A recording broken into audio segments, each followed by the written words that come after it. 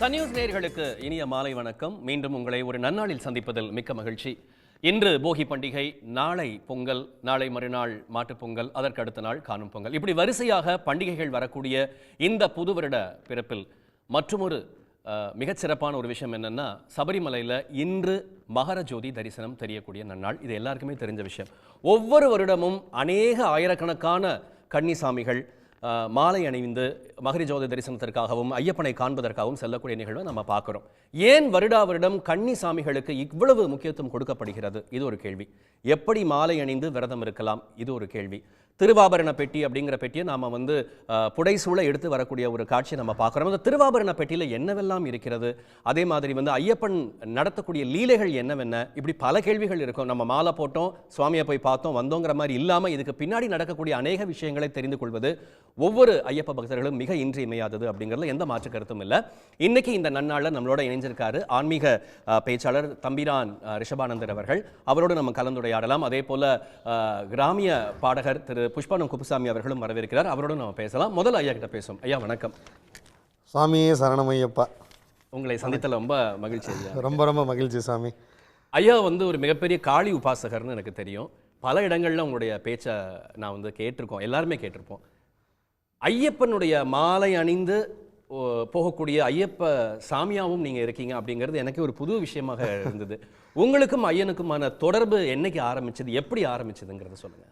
அதான் சாமி, நான் பி சிவில் சாமி. பேசிக்காக சிவில் இன்ஜினியராக இருந்து வாழ்க்கையில் ரொம்ப சிரமத்தை சந்தித்து என் குருநாதரை நான் போய் சந்திக்கிற ஒரு காலகட்டத்தில் என் குருநாதர் என்னை சபரிமலைக்கு போக சொல்கிறார். அது வரைக்கும் நான் சபரிமலைக்கே போனதில்லை சாமி. 2014 தான் நான் முதல்ல சபரிமலைக்கு போகிறேன். கன்னிசாமியாக சபரிமலைக்கு போகிறேன். பெரிய பாதையில் போகிறோம். எனக்கு என்னென்னா, இருக்கிற சிரமங்களுக்கு கஷ்டங்களுக்கு நம்ம என்ன செய்ய போகிறோம் அப்படிங்கிற ஒரு விஷயம். தமிழ்நாட்டிலலாம் நமக்கு இல்லாத கோயிலே அவர் நமக்கு ரெஃபர் பண்ணிட போகிறாரு அப்படிங்கிற ஒரு விஷயம். இன்னொன்று ஒரு வகையான பயம், நம்ம ரொம்ப கரெக்டாக இருந்து போகணுமே, நம்ம எங்கேயா மிஸ் பண்ணிடக்கூடாது அப்படின்ட்டு என் குருநாட்டை நான் திரும்ப அந்த வார்த்தையை கேட்குறேன். நான் கண்டிப்பாக சபரிமலை போய் தான் ஆகணுமா அப்படின்னு. ஏன்னா இருக்கிறதுல சிரமமான பாதை. நீங்கள் கல் முள் காடு மேடு இதெல்லாம் கலந்த ஒரு பாதை. இன்னொன்று கிட்டத்தட்ட எரிமேலியிலேருந்து நீங்கள் நடந்து போகணும் அப்படிங்கிறது ஒரு மிகப்பெரிய சிரமம். இதெல்லாம் மனசில் வச்சுக்கிட்டு போய் இந்த கார்லேருந்து இறங்கினவுன்னு சாமி கும்பிட்டு வந்துடுற மாதிரி, பஸ்ஸை விட்டு இறங்கினவுன்னு சாமி கும்பிட்டுற மாதிரி கூடாதா அப்படின்னு கேட்கும்போது என் குருநாதர் எனக்கு சொன்ன பதில், உனக்கு அங்கே ஒரு விஷயம் இருக்கும், போகிற ஒவ்வொருத்தருக்கும் அங்கே ஒரு தகவல் இருக்கும், உனக்கு ஒரு விஷயம் இருக்கும். அந்த மலையே ஒட்டு மொத்தமாக ராகுக்கு உண்டான மலை. அந்த ராகு அப்படிங்கிறது நம்ம காளி தான் ரெஃபர் பண்ணுறோம். நீங்கள் பாலவகரணம்னு சொல்லுவோம் ஐயப்பனை. பாலவகரணத்துக்கு அதிபதியே ராகு தான். அந்த மலையே ஒட்டுமொத்தமான ராகு மலை. உனக்கு இப்போ ராகு தசை நடந்துக்கிட்டு இருக்கு. ஸோ நீ என்ன பண்ணுற, இந்த ராகு தசை நடந்துக்கிட்டு இருக்கிறதுனால நீ அங்கே போனீங்கன்னா ராகுவோடைய பிரச்சனையிலேருந்து நீ வெளியில் வந்துடலாம் அப்படின்னு சொல்கிறார். அப்படியா, ரொம்ப சந்தோஷம், கேட்குறதுக்கு நல்லா தான் இருக்குது. போயிட்டு வந்தால் நல்லது நடக்குமா?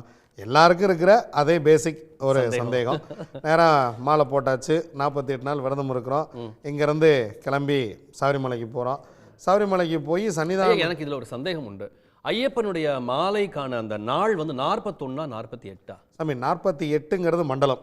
சரி, நீங்கள் அந்த 41 வீட்டிலேருந்து கிளம்புனா அந்த போய் வர்றதுக்கு 7 நாட்கள் அப்படிங்கிறதா. 41 48 நாள் கிளம்புறீங்க, நீங்கள் போய் தரிசனம் பண்ணி திருப்பி வீட்டுக்கு வர வரைக்கும் அது ஒரு வார கணக்கு நிறைவடைகிறது. மாலை போட்டாச்சு, கிளம்பியாச்சு. இங்கேருந்து கிளம்பி போகும்போதே பல சிரமங்களை எல்லாம் சந்திச்சு தான். ஏன்னா முன்னாடியே நடந்தெல்லாம் பழக்கம் இல்லை அவ்வளோ தூரம். ரொம்ப கஷ்டப்பட்டு தான் நான் நடந்து போகிறோம். காடு மலை கடந்து வந்தோம் ஐயப்பா, அதுதான். ஸோ அந்த மாதிரி நடந்து போய்கிட்டு இருக்கோம். சன்னிதானம் வரைக்கும் போயாச்சு. யாரும் ஒன்றும் நம்மக்கிட்ட பேசலை. நம்ம அன்பர்கள் தான் எல்லாம் போயிட்டுருக்கோம். குழுவாக போயிட்டுருக்கோம். இந்த குழு ஒரு இடத்துல இப்போ இந்த கூட்டத்தில் இந்த குழு பிரிஞ்சிருது. பிரிஞ்ச போது ஒரு சின்ன பொண்ணு, அவங்க அப்பா, நாங்கள் எல்லோரும் பேசிட்டு போயிட்டுருக்கோம். ஒரு இடத்துல போய் கீழே இறங்கும். சன்னிதானத்துக்கிட்ட போய் ஒரு இடத்துல கீழே இறங்கும். அந்த இடத்துல நின்று பார்த்தா கோபுரம் தெரியும். அதான் முதல்ல அந்த இடத்துல பார்த்தா அந்த முதலில் நீங்கள் முதல் ஒரு விஷயத்தை பார்த்தா எவ்வளோ சந்தோஷப்படுவீங்க. அந்த பொண்ணோடைய அப்பா என்கிட்ட சொல்கிறாரு, அங்கே பாருங்கள் சன்னிதானம் தெரியுது அப்படின்னு.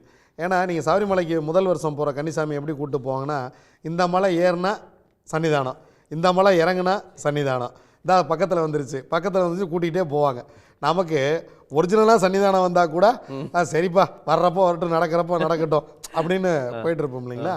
அப்போது அவங்க வந்து புதுசாக நமக்கு பழக்கமாகறாங்க. அந்த குழந்தையோட அப்பா என்கிட்ட சொல்கிறார், அங்கே பாருங்கள் சன்னிதானம் தெரியுது அப்படின்னு.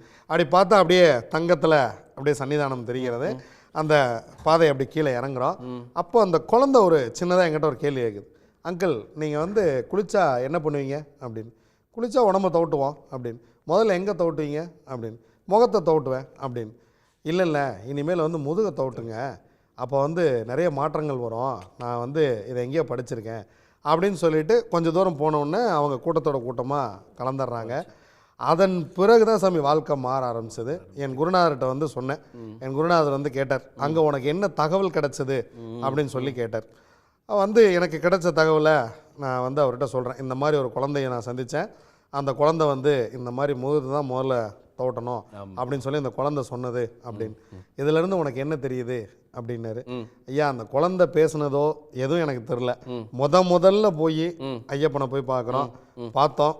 அவர்கிட்ட இதை வேண்டணும் அதை வேண்டணும்னு ஒரு பெரிய லிஸ்ட் எழுதிட்டு போனேன். மளிகை கடை லிஸ்ட் மாதிரி. இதுலேருந்து கருவேப்பிலை கொத்தமல்லியிலேருந்து ஆரம்பித்து ஒட்டுமொத்தமாக என் வாழ்க்கைக்கு தேவையான லிஸ்டெல்லாம் எல்லாம் எழுதிட்டு போனோம். அங்கே போய் அந்த திருவுருவத்தை ஐயன் அப்படி பார்க்கையில் அங்கே எதுவுமே வேண்டணும்லாம் தோணலை. ஜஸ்ட்டு வித்தின் ஒரு 2 செகண்ட் பார்த்துருப்பேன், அவ்வளோதான்.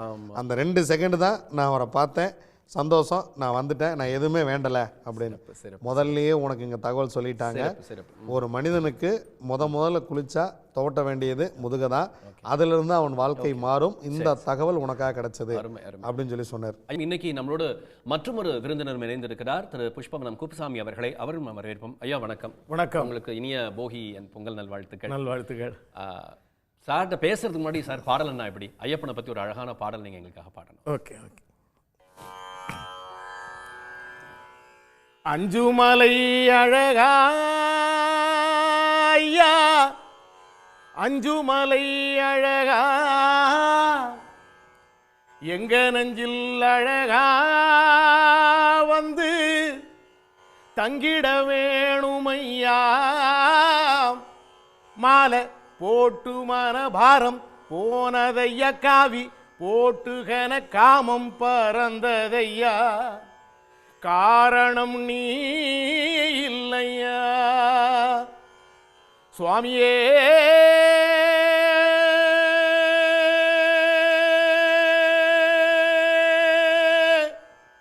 ஐயப்பா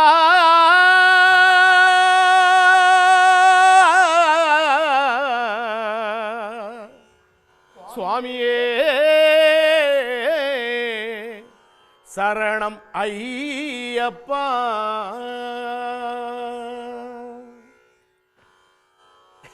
எத்தனை கட்டையில் பாடுனீங்கன்னு எனக்கு தெரியல, ரொம்ப அருமையாக பாடினீங்க. ஐயா உங்களுக்கும் சபரிமலைக்கும் உள்ள தொடர்பையும் எளிமையாக எங்களுக்காக சுருக்கமாக சொல்லணும். அதாவது முதல்ல இந்த பாமர மக்களுக்கும் ஐயப்பனுடைய வரலாறு தெரியணும், அவருடைய பக்தி வரணும் அப்படிங்கிறதுக்காக இந்த மக்கள் இசை பாடிக்கிட்டு இருந்ததுனால இப்போ நான் வந்து நாட்டுப்புற பாட்டுன்னு சொல்கிறதில்ல, மக்கள் இசை தான் சொல்கிறேங்க. சரி. அந்த மக்கள் இசை பாடிட்டு இருக்க என்னை கூப்பிட்டு எளிய மெட்டில் பாடல்கள் பாட வச்சு மக்கள்கிட்ட போய் சேர்ந்தது. சரி, அப்படிதான் ஐயப்பன் என்னை கூப்பிட்டுட்டார். சரி, பாடல் மூலமாகத்தான். இன்னும் சொல்லப்போனால் எங்கள் குலதெய்வம் ஐயனார். சரி, என்னை பொறுத்த மட்டும் ஐயனாரும் ஐயப்பனும் ஒன்று தான். சரி சரி.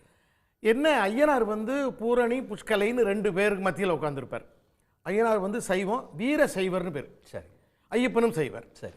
அப்போ கருப்பண்ணசாமி இருப்பார், அங்கேயும் 18ஆம் படி கருப்பு. அதனால வந்து எங்கள் ஐயனார் குலதெய்வன்றதுக்காக நான் சபரிமலைக்கு போகிறதுக்கு ஐயனார் கோயிலுக்கே போயிட்டு வழிபாடு செய்கிறது, சரி சரி, கும்பிட்றது, பொங்கல் வைக்கிறது, பூஜை பண்ணுறதெல்லாம் இப்படி பண்ணுறேன். அப்படி தான் எனக்கு ஐயப்பன் கணக்கும் உண்டான. எத்தனை வருடங்கள் நீங்கள் போயிருப்பீங்க இது வரைக்கும்? அது இல்லை, நான் இது வரைக்கும் சபரிமலை போகலை. ஆமாம், அந்த சபரிமலை போகணும்னா அது நாட்களே கிடைக்கல. அந்த நாளில் நான் எங்கள் குலதெய்வத்தை போய் பாடலே போய் பாடல சேர்ந்துரும், பாட்டு அங்கே இருக்கும். யாருமே யாருமே. ஐயா ரிஷபானந்தே, நீங்கள் சொல்லுங்கள்.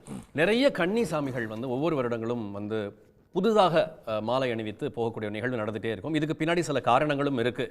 கன்னிசாமிகளுடைய இம்பார்ட்டன்ஸ் எவ்வளவு இருக்கணும் அப்படிங்கிறதுக்கான காரணங்கள் இருக்குது. பொதுவாக எளிமையாக ஐயனை போய் பார்க்கணும் அப்படின்னா இதை தான் நீங்கள் பண்ணுங்க போதும் அப்படின்னா நீங்கள் எதெல்லாம் நீங்கள் ஒரு வகைப்படுத்தி சொல்லுவீங்க? ஏன் நம்ம வந்து முதல்ல ஐயா சொன்ன மாதிரி அவனை பார்க்கணுங்கிற ஒரு ஆர்வம் இருந்தாலே போதுமானது. முதல் விஷயம், எல்லாரும் மாலை போடுறாங்க, நானும் மாலை போடுறேன், இத்தனை வருஷம் போயிட்டு வந்தேன், ஏன்னா இதில் இவ்வளோ சீனியாரிட்டி அப்படிங்கிறது விஷயம் இல்லை. ஐயா சபரிமலை போல, ஆனால் ஐயா பாட்டு சபரிமலையில் மலை ஏறுறவங்களும் இறங்கலும் கேட்டுட்டு தானே ஏறி இறங்குறாங்க. அது ஒரு பெரிய ஒரு மிகப்பெரிய ஆச்சரியம். என்னென்னா எனக்கும் ஐயனார் குலதெய்வம், ஐயாவுக்கும் ஐயனார் குலதெய்வம், அது ஒரு பெரிய சந்தோஷம். முதல் விஷயம், அங்கே வந்து ஒரு காந்தமலை ஜோதி இருக்குது, ஒரு ஈர்ப்பு இருக்குது. அவர் வந்து நான் வரணும்னு அவர் எதிர்பார்க்குறார். நான் அவரை போய் பார்க்க போகிறேன்.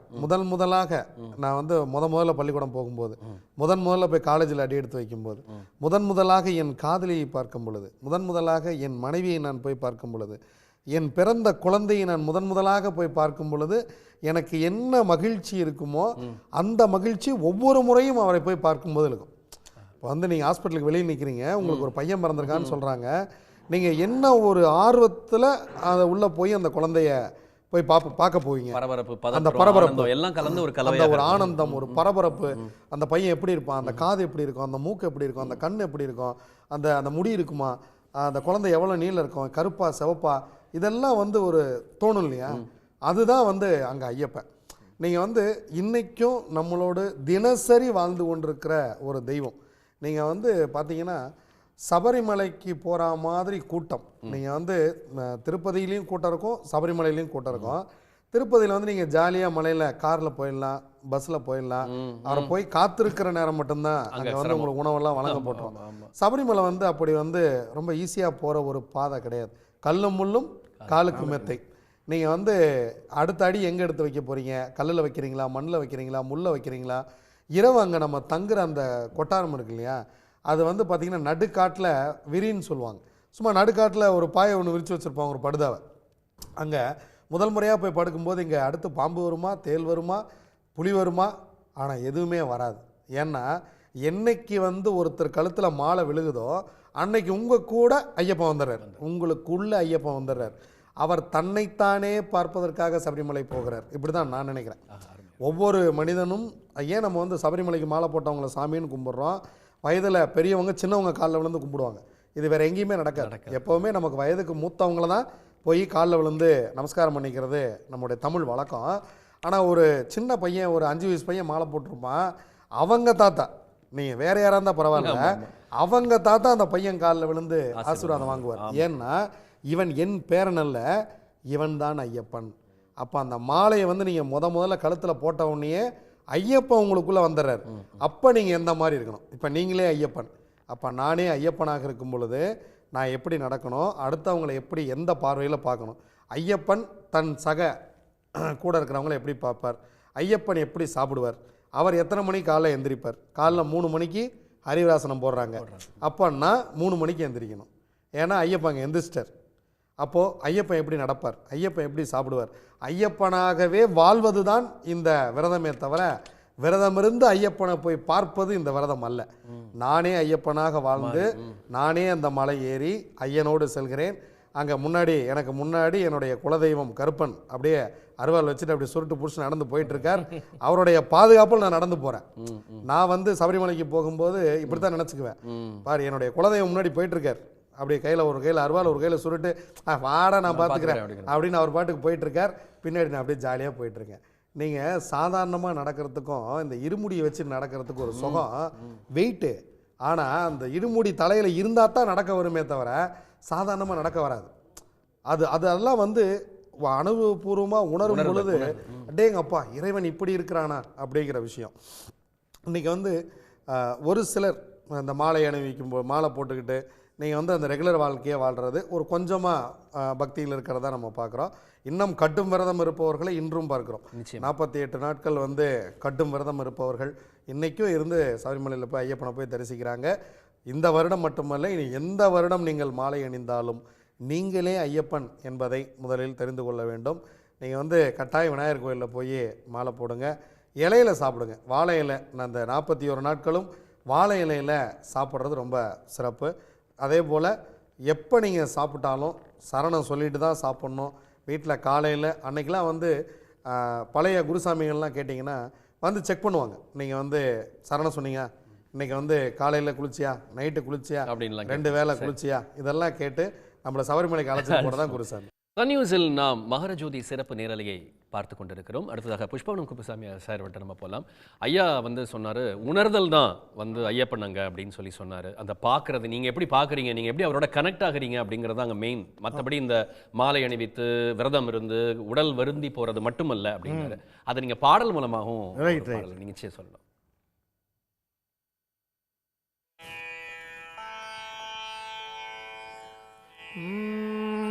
பார்த்து பார்த்து பரவசமானேன் சுவாமி, பார்த்து பார்த்து பரவசமானேன், பார்த்து பார்த்து பரவசமானேன் சுவாமி, பார்த்து பார்த்து பரவசமானேன், காத்துப்பட்ட கற்பூரம் போலே உன் பாதம் பார்த்து கரஞ்சே போனே, சேர்த்து வச்ச வார்த்தைய தொலைச்சே, நான் பேச்சிருந்தும் தவியாதவிச்சேன், நேத்து வச்ச விரதம் இந்த உடம்பு கரைஞ்சு போச்சு, உன பார்த்து வச்ச பொழுதே என் மனசும் கரைஞ்சு போச்சு, பார்த்து பார்த்து பரவசமானேன் சுவாமி, பார்த்து பார்த்து பரவசமானேன், வீட்டு சுவரில் ஆடும் உன் படத்தை பார்த்து நாளும் ஏங்கி ஏங்கி அழுத என்ன எப்படி ஐயா இழுத்த, வீட்டு சுவரில் ஆடும் உன் படத்தை பார்த்து நாளும் ஏங்கி ஏங்கி அழுத என்ன எப்படி ஐயா இழுத்த, காட்டுக்குள்ளே குழந்தை நீ எப்படி இங்கே இருந்த, என்ன கூட்டி வந்து நடதோறந்து குறு குறுன்னு சிரிச்ச, ஓ சிரிப்பை பார்த்து சிந்தை சிதறி போச்சு, அது படியில் உடைச்ச செதறு சேங்காச்சு, நான் சாக்க சுழற்றி சுழற்றி நல்ல சரணம் போட மறந்தேன், அந்த மேற்கு வானம் போல இங்கே அழுது சிவந்து கிடந்தேன், பார்த்து பார்த்து பரவசமானேன் சுவாமி, பார்த்து பார்த்து பரவசமானேன். பரவச நிலை தான் உண்மையிலேயே மறக்கவே முடியாது. ரொம்ப அருமையா, மிக்க நன்றி.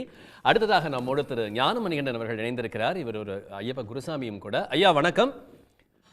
இன்னைக்கு வந்து சபரிமலையில் வந்து பல்வேறு நிகழ்ச்சிகள் தொடர்ந்து நடந்துட்டு இருக்கிறோம், பூஜைகள் நடந்துட்டு இருக்கிறோம். திருவாபரண பெட்டி வரக்கூடிய நேரம் சமீபத்தில் நெருங்கிக்கிட்டே இருக்கு. இப்போ என்னென்ன பூஜைகள் அங்கே நடக்க போகுது, திருவாபரண பெட்டி எத்தனை மணிக்கு அங்கேருந்து வரப்போகுது, நீங்க எங்களோட பகிர்ந்துக்கலாம். இப்போ திருவாபரண பெட்டி மாலை 6 மணிக்கு சன்னிதானத்தை வந்து அடையும். 6 மணிக்கு திருவாபரண பெட்டி சன்னிதானத்தை வந்து அடைந்திடும். திருவாபரண பெட்டியில் 3 பெட்டிகள் இருக்கும். பொதுவாக திருவாபரண பெட்டி, கொடிப்பெட்டி, வெள்ளிப்பெட்டி என்று 3 விதமான பெட்டிகள் இருக்கும். அதில் திருவாபரண பெட்டி ஐயப்பனை சேர்ந்தது. திருவாபரண பெட்டி மட்டும்தான் ஐயப்பனுடைய மூலஸ்தானத்துக்கு கொண்டு செல்லப்படும். அதில் சுவாமியுடைய திருமுக மண்டலம் இருக்கும் மற்றும் சுவாமியுடைய அங்க அவயங்களின் காப்பு, தங்க காப்பு இருக்கும். அதனுடன் சுவாமியுடைய கத்தி, வலிய சூரிகை, செரிய சூரிகை என சொல்லக்கூடிய பெரிய வாள், சிறிய வாள், பூர்ணா புஷ்கலா அவர்களுடைய திருவுருவ சிலைகள், யானை 2 யானை, சுவாமி மதகஜ வாகனன் சுவாமியுடைய 2 யானை சிலைகள் இருக்கும், ஒரு புலி சிலை இருக்கும். இவை அனைத்தும் மூலஸ்தானத்துக்கு கொண்டு செல்லப்பட்டு சுவாமிக்கு பூரண திருவாபரண பூஷிதனாக முழு அலங்காரம் செய்து வைக்கப்பட்டு 6:30 மணிக்கு சாயரக்ஷை எனப்படும் மகா தீபாராதனை நடைபெறும். கற்பூர தீபாராதனை நடைபெறும். இங்கே கற்பூர தீபாராதனை நடைபெறும் அந்த வேளையிலே பொன்னம்பல மேட்டிலே மகர ஜோதி காட்சி பக்தர்களுக்கு காட்சி தெரியும். மீதமுள்ள 2 பெட்டியில் வெள்ளிப்பெட்டியும் கொடிப்பெட்டியும் மஞ்சமாதா சந்நிதிக்கு அனுப்பி வைக்கப்படும். அங்கே வெள்ளிப்பெட்டியிலிருந்து தங்கக்குடம் மற்றும் அதில் உள்ள மஞ்சமாதாவினுடைய ஆபரணங்கள் மஞ்சமாதாவிற்கு அணிவிக்கப்பட்டு அங்கே அம்மனுக்கும் சாயரக்ஷை பூஜையின் போது தீபாராதனை காட்டப்படும். கொடிப்பெட்டியில் யானை பட்டம் மற்றும் யானை அலங்கரிக்கக்கூடிய சுவாமியினுடைய பரிவாரங்களுக்கு விடை தரும் அந்த ஒரு நிகழ்வு இன்னும் 3 நாட்களில் வருகிறது. அப்பொழுது யானை மீது சுவாமி எழுந்தருள்வார்.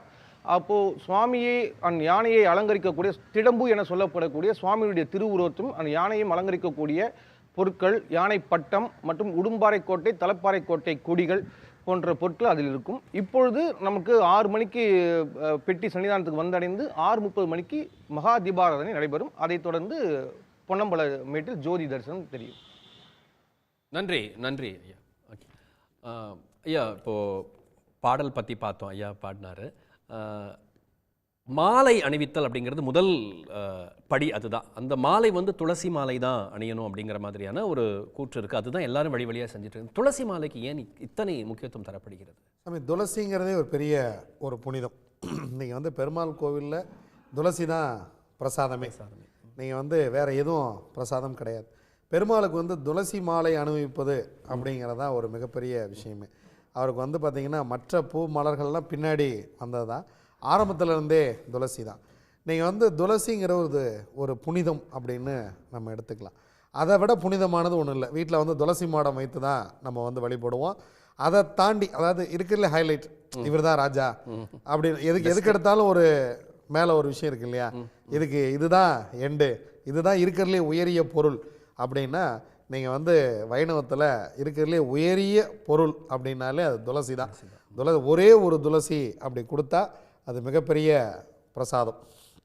அதில் வந்து இந்த துளசியை மாலையாக அணியும் பொழுது நீங்கள் பெருமாளே நமக்கு மாலையாக மாறி நம்மோடு இருக்கிறார் அப்படிங்கிறது விஷயம். இன்னொன்று, எல்லா மகனுக்கும் தாயார் மேலே ஒரு மிகப்பெரிய ஒரு அன்பு இருக்கும் அல்லவா. இதில் வந்து பெருமாள் தானே தாயார் இவருக்கு. நீங்கள் சிவபெருமானும் இவரும் 2 பேரும் இணைந்து பிறந்த ஹரிஹர சுதன் இல்லையா அவர். அப்போ வந்து அந்த தாயார் மீது இருக்கக்கூடிய அன்பாக, இப்போ நீங்கள் எல்லாத்தையும் ருத்ராட்சம் போட்டு நீங்கள் வந்து விரதம் இருக்குன்னு சொல்லலை. ருத்ராட்சம்னா தந்தையார்கிட்ட போயிடும். தந்தையார் சிவபெருமான், தந்தையாருக்கு ருத்ராட்சம் உடனே சிவபெருமான்கிட்ட போயிடும். அங்கே தாயார் மேலே தான் ஐயப்பனே அன்பு செலுத்துறாரு. நீங்கள் வந்து துளசி மாலை அணிங்க அப்படிங்கிறது தாயார் மேலே இருக்கக்கூடிய அன்பு தான். துளசி மாலை அணிவது தான் உத்தமம். அதே மாதிரி இப்போ மாலை அணிவித்து விரதம் இருந்து சபரிமலைக்கு போய் தரிசனம் பண்ணிட்டு ரிட்டர்ன் வருவாங்க. ரிட்டர்ன் வரும்போது சில பேர் என்ன பண்ணுறாங்க, போகும்போதே பல கோவில்களை தரிசனம் பண்ணிட்டு சபரிமலைக்கு போகக்கூடிய அன்பர்களை நம்ம பார்த்துருக்கோம். ரிட்டர்ன் வரும்போது சில பேர் அப்படி வரதும் உண்டு. அது சரியா, இல்லை நீங்கள் என்ன நோக்கத்துக்காக போகிறீங்களோ? ஏன்னா எனக்கு நம்ம பார்த்த குருசாமி நம்பியார் அவர்கள் சொன்ன ஒரு கூற்று ஞாபகத்துக்கு வருது. என்ன காரணத்துக்காக நீங்கள் போகிறீங்களோ அதை மட்டும் செஞ்சுட்டு நீங்கள் ரிட்டர்ன் வர்றது தான் உத்தமம். பிற கோயில்கள் போகிற தவறுன்னு கிடையவே கிடையாது. பட் இந்த 48 நாள் விரதம் இருந்து அதை பரிபூர்ணமாக நீங்கள் கொண்டு வந்து சேர்த்துட்டு அதுக்கப்புறம் நீங்கள் எங்கே வேணாலும் போகலாம் அப்படிங்கிற மாதிரி சொல்லி நீங்கள் அதை எப்படி? சாமி, இது வந்து ஒரு கடிவாளம் கட்டிய குதிரை மாதிரி சபரிமலை போகணும் சாமி. நீங்கள் வந்து கடிவாளம் கட்டிட்டீங்கன்னா நேராக உங்களுக்கு சன்னிதானம் தான். நம்பியாருடைய கூற்று, குருசாமியோடைய கூற்று 100% உண்மையானது. இப்போ நீங்கள் வந்து போகும்போது ஒரு சில கோயில்களுக்கு போகிறீங்க, என்ன சிதறல்கள் ஏற்படும். திரும்பி வரும்போது குற்றாலத்தில் வந்து குளிப்போம், அங்கே ஒரு அசைவம் ஏதாவது செஞ்சுக்கிட்டு இருப்பாங்க. நம்மளுக்கு ஏற்கனவே பழக்கத்தில் அதை பார்த்தவொன்னே சாப்பிடணும்னு தோணும். எப்படா மாலையை கழட்டுவோம், எப்படா போய் சாப்பிட்றது, இங்கே வேற கம்மன்னு சமைச்சிக்கிட்டு இருக்காங்களே. அது இந்த மாதிரி இந்த டூரிஸ்டாக போகிறது சபரிமலை அல்ல சார். அது நீங்கள் தனியாக ஒரு டூரிஸ்ட் பேக்கேஜாக போட்டு தான் போகணும். நோக்கம் வந்து உயரியதாக இருக்கும் பொழுது, என்னுடைய நோக்கம் ஒன்றாக இருக்கும் பொழுது ஐயன் அதை செவிசாய்க்கிறார். பல பேர்த்திட்ட வந்து கேட்குறார், உனக்கு என்ன வேணும்னு அவர் கேட்குறார். சொல்ல தெரிந்த குழந்தையாக நான் இருக்க வேண்டும். நீங்கள் 10ஓடு 11ஆக ஒரு விஷயத்தை செய்வதற்கும் ஒன்றாக ஒரு விஷயத்தை செய்வதற்கும், இப்போ நீங்கள் வந்து கான்சன்ட்ரேஷனாக படிக்கிறோம்னு வச்சுங்களேன். இப்போ நீங்கள் வந்து ஒரு 10th எக்ஸாம் எழுதுறீங்க, நீங்கள் வந்து ஒரு 10 கொஸ்டினோட 11ஆவது கொஸ்டினாக ஒரு கொஸ்டின் படித்து நினைவு இருக்கிறதுக்கும், இது கண்டிப்பாக அதை பரீட்சையில் கேட்பாங்கன்னு ஒன்றையும் நம்ம திரும்ப படிப்போம். தூக்கத்துலேருந்து எழுப்பி கேட்டால் கூட உங்களுக்கு அதை வந்து அப்படியே இந்த சச்சினேசிய மாதிரி அது பயங்கரமாக ஞாபகத்தில் இருக்கும். அந்த மாதிரி நீங்கள் வந்து எந்த கோயிலுக்கு போனாலும் சரி, நீங்கள் சபரிமலை மட்டுமல்ல, கும்பகோணத்தில் ஒரு கோயிலுக்கு போகிறீங்களா, அந்த நவகிரக கோயிலுக்கு போகிறேன்லாம் இல்லாமல் எனக்கு என்ன வேணும். இப்போ எனக்கு சுக்கரன் வேணுமா, நேராக கஞ்சனூர் சுக்கரன் நான் போகிறேன்னா நேராக கஞ்சனூர் போங்க, போய் சுவாமியை பாருங்கள், அங்கேருந்து வீட்டுக்கு வந்துடுங்க. நேராக சபரிமலை போங்க. சபரிமலை போகிறதுங்கிறது டைவர்ஷனே தேவையில்லை. அது வந்து நம்ம ஒன்றும் டூர் போகல, ஜாலியாக போகல, நம்ம வந்து அங்கே ஐயன் நமக்காக காத்துக்கிட்டு இருக்கார். அவர் அடுத்த வருஷம் உனக்கு என்னப்பா வேணும், ஏன்னா தை பிறக்குது, அடுத்த வழி பிறக்குது, உனக்கு என்ன வேணும்னு அவர் கேட்குறார். நான் எனக்கு என்ன வேணும்னு சொல்ல போகிறேன், நான் சொல்லவெல்லாம் வேண்டாம், நான் இதுக்கு தான் வந்திருக்கேன்னு அவருக்கு தெரியும். அதை பார்த்தே அருள் செய்பவர் அவர். ஐயா மாதிரி இப்போ பாடினார் இல்லையா, இந்த இந்த ஒரு பாடல் போதும் இந்நேரம் அவருக்கு ரீச் அவர் கேட்டிருக்கோம் சபரிமலையில், நிச்சயமா. அப்பா இவ்வளோ அருமையான ஒரு பாட்டா அப்படின்னு. மகரஜோதி சிறப்பு நேரலை நாம் சன் நியூஸில் பார்த்து வருகிறோம். குப்புசாமி ஐயா, நம்ம ஹரிவராசனம் பற்றி பாடணும், நம்ம காட்சி தொகுப்பில் அந்த பாடலையும் நம்ம கேட்டோம். ஆமாம் ஆமாம் நீங்கள் நிச்சயமாக 2 பேரும் எங்களுக்காக பாடி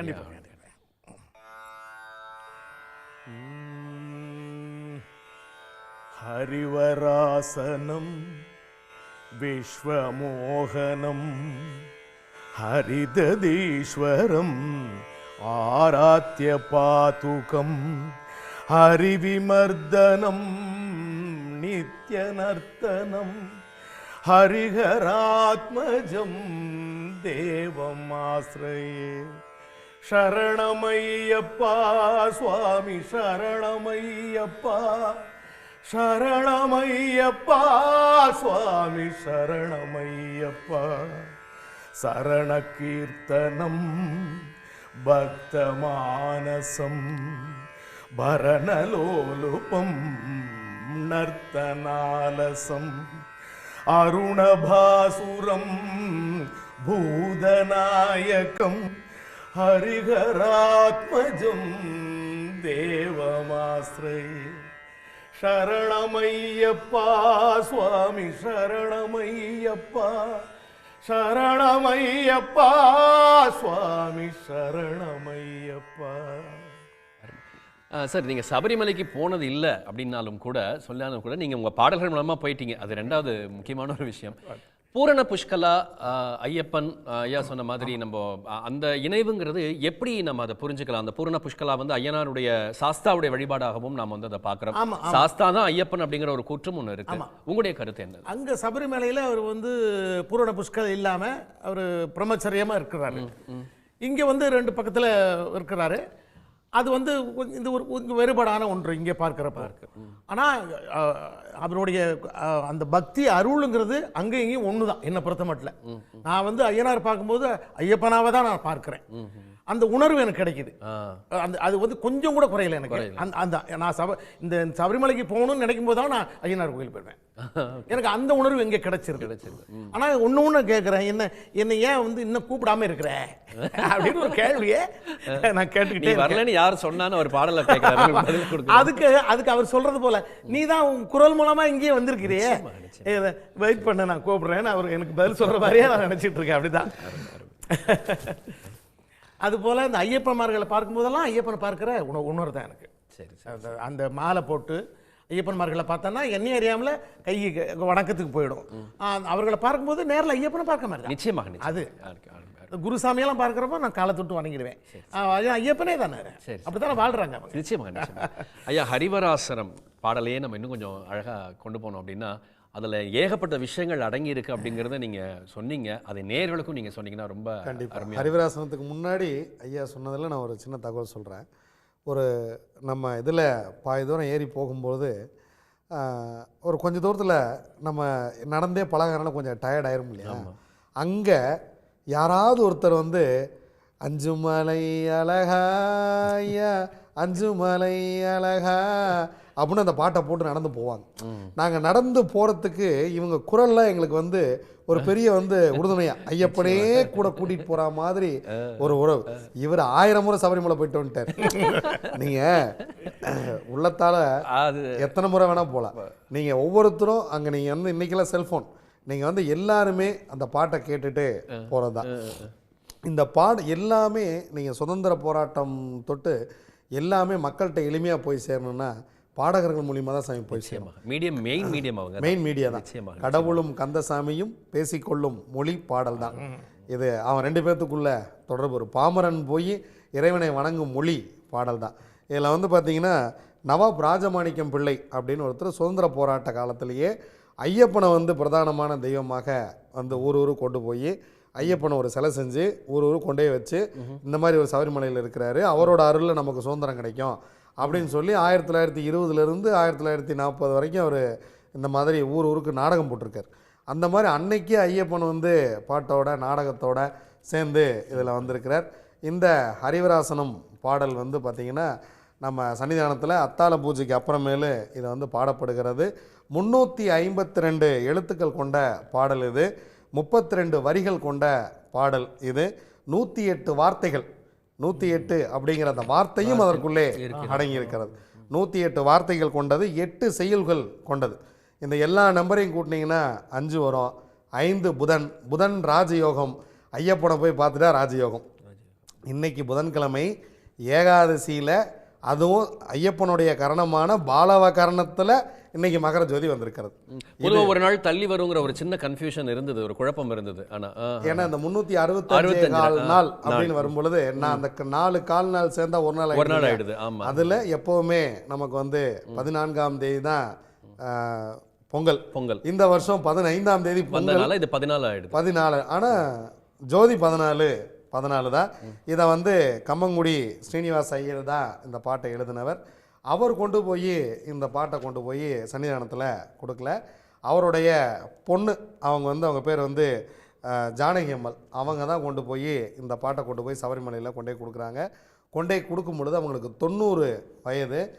அந்த பாடலை அவங்க படித்து பார்த்துட்டு, இது என்ன இப்படி ஒரு விஷயம், அதாவது சமஸ்கிருத வார்த்தைகளாலேயே ஐயப்பனும் ஒருத்தர் வந்து தூங்க வச்சிருக்கிறார் அப்படிங்கிற விஷயம். ஐயா போல இந்த சீனிவாச ஐயரும் சபரிமலைக்கே போகாதவர். சபரிமலைக்கே போகாமல் சபரிமலையில் இருக்கிற ஐயப்பனை அப்படி அவரை தூங்க வச்சா எப்படியெல்லாம் தூங்க வைக்கலாம் அப்படின்னு இந்த ஹரிவராசனம் பாடல். நீங்கள் வந்து இந்தியாவின் தேசிய கீதம் போல கேரளாவோட சொல்லப்படாத தேசிய கீதம் ஹரிவராசனம்.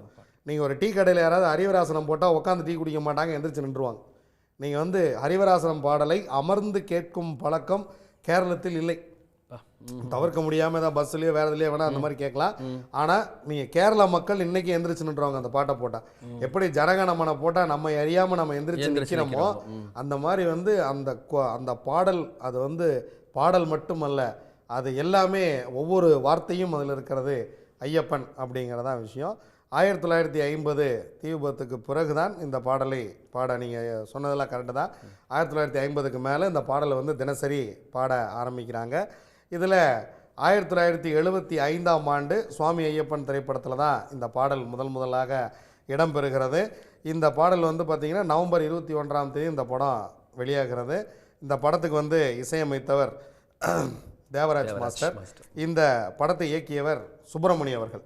இந்த சுப்பிரமணி அவர்கள் ரொம்ப பண நெருக்கடியில் இந்த படத்தை எடுக்கிறார். அதில் வந்து ஏசுதாஸை கூப்பிட்டு இந்த மாதிரி ரொம்ப சிரமத்தில் இந்த படத்தை வந்து நம்ம எடுக்கிறோம். ஏன்னா நீங்கள் வந்து இறைவனை பற்றி ஒரு விஷயத்தை பேசும் பொழுதோ, இறைவனை பற்றி ஒரு விஷயத்தை சொல்லும் பொழுதோ, அவனாக நினைத்தால் மட்டுமே நடக்கும். ஒரு சில சிரமங்களுக்கு இடையில் சிரமத்தெல்லாம் கொடுத்து தான் நமக்கு ஒரு நல்ல விஷயத்தை இதை வந்து பண்ணுவாங்க. அப்படி இந்த பாடம் வந்ததுக்கப்புறம் இந்த பாடல் வந்து பட்டி தொட்டி எங்கும் பரவுகிறது. இயேசுதாஸ் அவர்கள் ஒரு ஐயப்ப பக்தராகவே மாறி, கிறிஸ்தவராக இருந்து ஐயப்ப பக்தராகவே மாறி சபரிமலை சன்னிதானத்திலே போய் இந்த பாடலை பாடியிருக்கிறார். இந்த சுப்பிரமணி, இந்த படத்தை இயக்கிய சுப்பிரமணி, இந்த படத்தில் வந்த லாபத்தை எல்லாம் எடுத்துகிட்டு போய் இந்த பாதையை செப்பனிடுறேன்னு சொல்லி எல்லா பணத்தையும், ஏகப்பட்ட லாபம் அந்த படத்தில் வருது, சொல்ல முடியாது. இன்னைக்கு அந்த பாதைக்கு சுப்பிரமணி பாதைன்னே பேர். நம்ம என்னென்னா முருகன் பாதை, முருகன் பேர் சுப்பிரமணின்னு நம்ம நினச்சிட்டு வந்துடுவோம். அந்த படத்தின் இயக்குனர் தான் இப்போ முதல்ல ரொம்ப கரடுமுரடாக இருந்த பாதையை கொஞ்சம் செப்பனிடுறார். அதனால் பம்பையிலிருந்து சன்னிதானம் வரைக்கும் போகக்கூடிய பாதைக்கு சுப்பிரமணியர் பாதைன்னே பேர். அவர் தான் இந்த சுவாமி ஐயப்பன் திரைப்படத்தை இயக்கியவர். ஐயா புஷ்பம் ஐயா, மீண்டும் ஒரு பாடல் எங்களுக்கு. அதாவது இந்த சபரிமலைக்கு போயிட்டு வர்ற சுவாமிகளை நம்ம ஒரு கேள்வி கேட்குறோம். சபரிமலைக்கு மாலை போட்டு சபரிமலைக்கு போயிட்டு வந்தீங்களே, உங்களுக்கு என்ன பலன் கிடைச்சது அப்படின்னா அவர் என்ன சொல்லுவார் அப்படின்னு நினைச்சு நான் ஒரு பாட்டு எழுதியிருக்கிறேன். சரி. கார்த்திகையில் மாலையிட்டு 40 நாள் நோன்பிருந்து காந்தமலைக்கு போய் வந்த சாமிகளே, உங்களுக்கு என்ன பலன் கிடைச்சது, எப்படி வாழ்க்கை அமைஞ்சுது, என்ன பலன் கிடைச்சது, எப்படி வாழ்க்கை அமைஞ்சுது.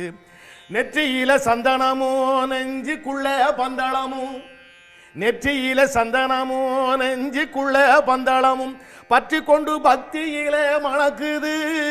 இத பார்த்த பேருக்கு ஐய நினப்பு பிறக்குது. இந்த பலம் கிடைச்சது அடையின்னு கூட இருக்குது. விரதம் இருந்ததாலே வேண்டாத எட குறைஞ்சி, விரதம் இருந்ததாலே வேண்டாத எட குறைஞ்சி அழகும் சுறுசுறுப்பும் கூடுது. இந்த அதிசயத்தை ஊரு சனம் பாடுது. இந்த அதிசயத்தை ஊரு சனம் பாடுது. அட இன்னும் கூட இருக்குது, இன்னும் பலம் கிடைச்சிது. வெறுங்காலால் நடந்ததால இருந்த பிணி ஓடி போச்சு. வெறுங்காலால் நடந்ததால இருந்த பிணி ஓடி போச்சு. சக்கரை ரத்த அழுத்தம் போயாச்சு. ஐயப்பன் அக்கு பஞ்சர் வைத்தியரா ஆயாச்சு. சக்கரை ரத்த அழுத்தம் போயாச்சு. ஐயன் அக்கு பஞ்சர் வைத்தியரா ஆயாச்சு. இந்த பலன் கிடைச்சது. அட இன்னும் கூட இருக்குது. பேரை சொல்லி கூப்பிட்டவங்க சாமி இன்னும் கூப்பிடுறாங்க. பேரை சொல்லி கூப்பிட்டவங்க சாமி இன்னும் கூப்பிடுறாங்க. பாராம போனவங்க வராங்க. பய பக்தியோடு வணக்கம் சொல்லி போறாங்க. பாராம இருந்தவங்க வராங்க. பய பக்தியோடு வணக்கம் சொல்லி போறாங்க. இந்த பலன் கிடைச்சிது. அட இன்னும் கூட இருக்குது. ஐயா, இப்போ திருவாபரண பெட்டியோட காட்சி தொகுப்பு நம்ம பார்த்தோம். அதில் நிறைய விஷயங்கள் இருக்கிறதாக நாம் வந்து கேள்விப்பட்டிருக்கோம். இந்த 3 பெட்டிகள், வெள்ளி பெட்டி, இன்னும் 2 பெட்டிகளில் என்னென்ன விஷயங்கள் இருக்குது, எங்கே அது கொண்டு போய் வைக்கப்படுது, இந்த ரிலேட்டடான தகவல்கள் எங்களுக்கு நீங்கள் சொல்லுங்கள். சாமி, இந்த பெட்டி வந்து பந்தளம் அரண்மனையிலிருந்து துவங்குகிறது. செங்கனூரில் ஆரண்மலை பார்த்தசாரதி கோவிலில் தான் முதல்ல பிரம்மாண்டமான வரவேற்பு கொடுக்கப்படும். அங்கே இருந்து தான் நேராக எரிமேலிருந்து பெரிய பாதை வழியாக இந்த பெட்டி தொடர்ந்து சபரிமலைக்கு வருகிறது. இந்த பெட்டியில் வந்து பார்த்திங்கன்னா 3 பெட்டிகள் பார்க்குறோம். தங்க ஆபரண பெட்டி, ஒரு வெள்ளி ஆபரண பெட்டி, இன்னொன்று 3 பெட்டி வந்து அதில் பார்க்குறோம். அதில் வந்து பார்த்திங்கன்னா அழகான அந்த திருமுருகம், அரும்பு மீசையுடன் கூடிய ஒரு அழகான ஒரு திருமுகம். நீங்கள் வந்து ஐயப்பனை வந்து நீங்கள் அங்கே தான் மீசையோட பார்க்கலாம். அதில் வந்து ஒரு தங்க திருவாச்சி அதுக்குள்ளே இருக்கும். சுவாமிக்கு பின்னாடி இருக்கிற தங்க திருவாச்சி அதுக்குள்ளே இருக்கும். தங்கத்தாலான சிறிய வாள் ஒன்று, பெரிய வாள் ஒன்று உள்ளே இருக்கும். 2 தங்க யானைகள் அதில் இருக்கும். ஒரு தங்க புலி இருக்கும். வெள்ளி கவசம் சாற்றப்பட்ட வலம்புரி சங்கு ஒன்று உள்ளே இருக்கும். பூர்ணகலா புஷ்பகலா 2 பேருடைய உருவங்களும் அந்த பெட்டிக்குள்ள தேவியின் உருவங்கள் அதில் இருக்கும். பூ வைக்கிற கூடை ஒன்று இருக்கும். யோக தண்டம் ஒன்று இருக்கும். இந்த தண்டத்தை பற்றி நம்ம தனியாகவே பேசணும். யோக தண்டம் ஒன்று இருக்கும். ருத்ராட்சம் இருக்கும். ஒரு நவரத்ன மோதிரம் ஒன்று உள்ளே இருக்கும். ஒரு சரப்பள்ளி மாலை இருக்கும். ஒரு தங்க வில்வ மாலை ஒன்று இருக்கும். தந்தையாரோட நினைவாக ஒரு நவரத்ன மணிமாலை ஒன்று இருக்கும். ஒரு தங்க எருக்கம்பூ மாலை ஒன்று உள்ளே இருக்கும். நெய் ஊற்றி வைக்க பொட்டு வைத்த தங்க குடம் ஒன்று உள்ளே இருக்கும். அதில் தான் பின்னாடி பொட்டு வச்ச தங்க குடம் பாட்டெல்லாம் அங்கேருந்து தான் வந்திருக்கு. மற்றும் கொஞ்சம் தங்க பாத்திரங்கள், ஒரு சில பாத்திரங்கள் வந்து அங்கேருந்து எடுத்துகிட்டு வந்து 80 கிலோமீட்டர் தூரம் அவங்க வந்து அதை கொண்டு வராங்க. 3 நாளைக்கு முன்னாடி இது ஆரம்பிக்கிறதாக. 3 நாளைக்கு முன்னாடி தோங்குறாங்க சாமி. நீங்கள் வந்து உலகத்திலேயே ட்ரெயின் பண்ண முடியாத ஒரே பறவை எதுன்னா கருடன் மட்டும்தான். ராஜாலியை பிடிச்சி நீங்கள் ட்ரெயின் என் கூடையே வான்னு ட்ரெயின்லாம் பண்ணவே முடியாது. கிளியை பிடிச்சி ட்ரெயின் பண்ணி நம்ம சொல்கிறதெல்லாம் திருப்பி சொல்ல வைக்கிற மாதிரி ராஜாலிங்கிற பறவையை உங்களால் ட்ரெயினிங்கே இப்போ கொடுக்க முடியாது. இந்த பறவை ஆரம்பிக்கும் பொழுது வந்து 3 முறை வட்டமடித்தால்தான் பகவான் ஆரம்பிக்க சொல்லிட்டார். ஓகே, ரெடி, வரலாம் அப்படின்னு. அங்கேருந்து இந்த பெட்டி வந்துக்கிட்டே இருக்கும் சுவாமி. இந்த பெட்டி இப்போ அவங்க சாப்பிடுவாங்கள்ல, இடையில சாப்பிடுவாங்க, டீ சாப்பிடுவாங்கள்ல, அந்த பெட்டி இறக்கி வச்சிங்கன்னா மேலே நிற்கும் இந்த கருடன். திரும்ப பெட்டியை தூக்கி நடந்தீங்கன்னா கூடையே நடக்கும். நேராக வந்து பம்பை வரைக்கும் வந்து பம்பையிலேருந்து சன்னிதானம் வந்து சன்னிதானத்துக்குள்ளே இந்த பெட்டி உள்ளே போகுது அப்படின்னா இந்த கருடன் மேலேயே இருக்கும். மேலேருந்து நம்பூதிரி கீழே இறங்கி மேல் சாந்தி வந்து நீங்கள் வந்து இவரை ராஜாவை அழைச்சிட்டு போகணும். ஏன்னா ஐயப்பனுடைய பிரதிநிதியாக அங்கே மேல் சாந்தி இருக்கிறார். அவர் வந்து இவரை வந்து இவருக்கு மாலை மரியாதைலாம் பண்ணி ராஜாவை கையை பிடிச்சி 18 படியில் கூட்டிகிட்டு போகணும். அப்படி கூட்டிகிட்டு போய் தான் இந்த கவசம்லாம் சாத்தி நமக்கு ஐயப்பனுக்கு தீபாராதனை காட்டப்படுகிறது. இந்த தீபாராதனை காட்டும் பொழுது மேலே வந்து கருடன் 3 முறை வட்டமடித்து விட்டு சென்று விடுவார். இது இன்னைக்கும் இதை யாரும் ட்ரெயின் பண்ணல. யார் நீ வான்னு கூட்டிகிட்டு வர முடியாது. இறைவன் இருப்பதை கருடன் யாருங்க? பெருமாள். நீங்கள் வந்து அந்த ஆபரண பெட்டிக்கு பாதுகாப்பாக நம்ம இன்றைக்கி வந்து போலீஸ்லாம் போடுறோம். நீங்கள் முன்னாடி 4 பேர் பின்னாடி 4 பேர் நடந்து வர்றாங்க. ஆனால் தந்தையாரே தாயாரே கூட அந்த பெட்டியோடு வர்றாங்க. அரண்மனையை சேர்ந்தவர்களும் வர்றாங்க. தாயார் பெருமாளே என்ன பண்ணுறார், அந்த பெட்டியோட கூடைய தன் மகன் ஆபரணங்களோட அந்த தாய் பாருங்க, ஒரு மகனுக்கு எவ்வளோ தூரம் ஒரு தாய் கூடையே இருக்காங்கன்றத இந்த இடத்துல நம்ம உணர்த்துறோம். இந்த தீபாரணை காட்டிய பிறகு ஜோதி தெரிகிற வரைக்கும் கருடன் அங்கே இருந்து விட்டு கருடன் வானில் வட்டமடித்து விட்டு தான் செல்லும். இதில் இந்த 2வது பெட்டி வெள்ளி பெட்டி. இந்த வெள்ளிப்பெட்டியில் தான் யானைக்கு நெற்றி பட்டம் இந்த வெள்ளிப்பெட்டியில் இருக்கும். யானைக்கு சூடக்கூடிய ஆபரணங்கள், மாளிகை புறத்தம்மனுக்கு கொடுக்கக்கூடிய ஆபரணங்கள், ஒரு தங்க வெள்ளியாலான குடை மற்றும் இது கொடை இருக்கும். அதில் வந்து சுவாமிக்கு வந்து தங்கத்தில் வெள்ளியால் பூட்டப்பட்ட ஒரு சில ஆபரணங்கள் அதில் இருக்கும். இந்த பெட்டி நேராக மேலே மஞ்சமாதா கோயிலுக்கு போயிடும். அங்கே தான் மாளிகைப்புறத்தம்மன் கோவில். இந்த இதில் இந்த வருடத்துக்கு ஒரு முறை தான் நீங்கள் இந்த நிகழ்வு நடக்கு. ஏன் தான் வருடத்துக்கு ஒரு முறைங்கிற ஒரு ஃபிக்ஸேஷன் வச்சிருக்கிறாங்க ஒரு குறிப்பிட்டு? சாமி அவர் எதுவுமே வேண்டான்னு காட்டுக்குள்ளே போய் உட்காந்தவர் சாமி. எனக்கு அவர் ராஜாவோட குழந்தை. எனக்கு எதுவுமே வேண்டாம், இந்த ராஜ்யம் வேண்டாம், இந்த ராஜா வேண்டாம், எனக்கு எதுவுமே வேண்டாம், நான் வந்து ஆனந்த சித்தனாக நான் போய் தியானம் பண்ண போகிறேன் அப்படின்னு சொல்லி போய் அவர் 5 மலை தாண்டி போய் உட்காந்தவர் சாமி. அப்போ இவங்க என்ன கேட்குறாங்க, நாங்கள் இனிமேல் உன்னை பார்க்கவே முடியாதா, ஏதோ தெரியாமல் ஒரு தவறு பண்ணிட்டோம், அந்த புலிப்பால் கேட்டது ஐயா. ஏன்னா இவங்களுக்கு ஒரு குழந்தை பிறந்துருது, இவர் கிடச்ச உடனே இவங்களுக்கு ஒரு குழந்தை பிறக்குது. இப்போ இவர் ராஜாவா இந்த பையன் ராஜாவான்னு வர்ற போட்டியில் தான் இந்த அம்மா நீ போய் புலிப்பால் கொண்டு வரலாம் இந்த மந்திரி பேச்சை கேட்டுக்கிட்டு அனுப்பிச்சி விட்றாங்க. அப்போ வந்தவொடனே இவருக்கு புரிஞ்சிருது, ஓகே இவங்களுக்கு ஒரு குழந்தை பிறந்துருச்சு, நம்ம இனிமேல் இங்கே இருக்கக்கூடாது, நல்லவனுக்கு அழகு சொல்லாமல் போகிறது.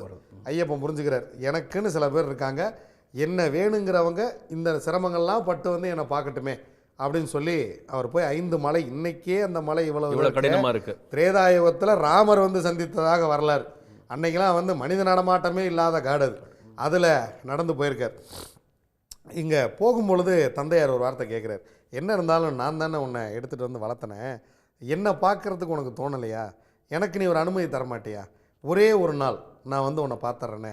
அப்படிங்கும் போது தான் அந்த ஒரு நாள் மகர ஜோதி அன்னைக்கு வானில் திருவோணம் நட்சத்திரம் தெரிகிற அன்னைக்கு நீங்கள் வந்து என்னை பார்க்கலாம், அதுக்கு உங்களுக்கு அனுமதி உண்டு.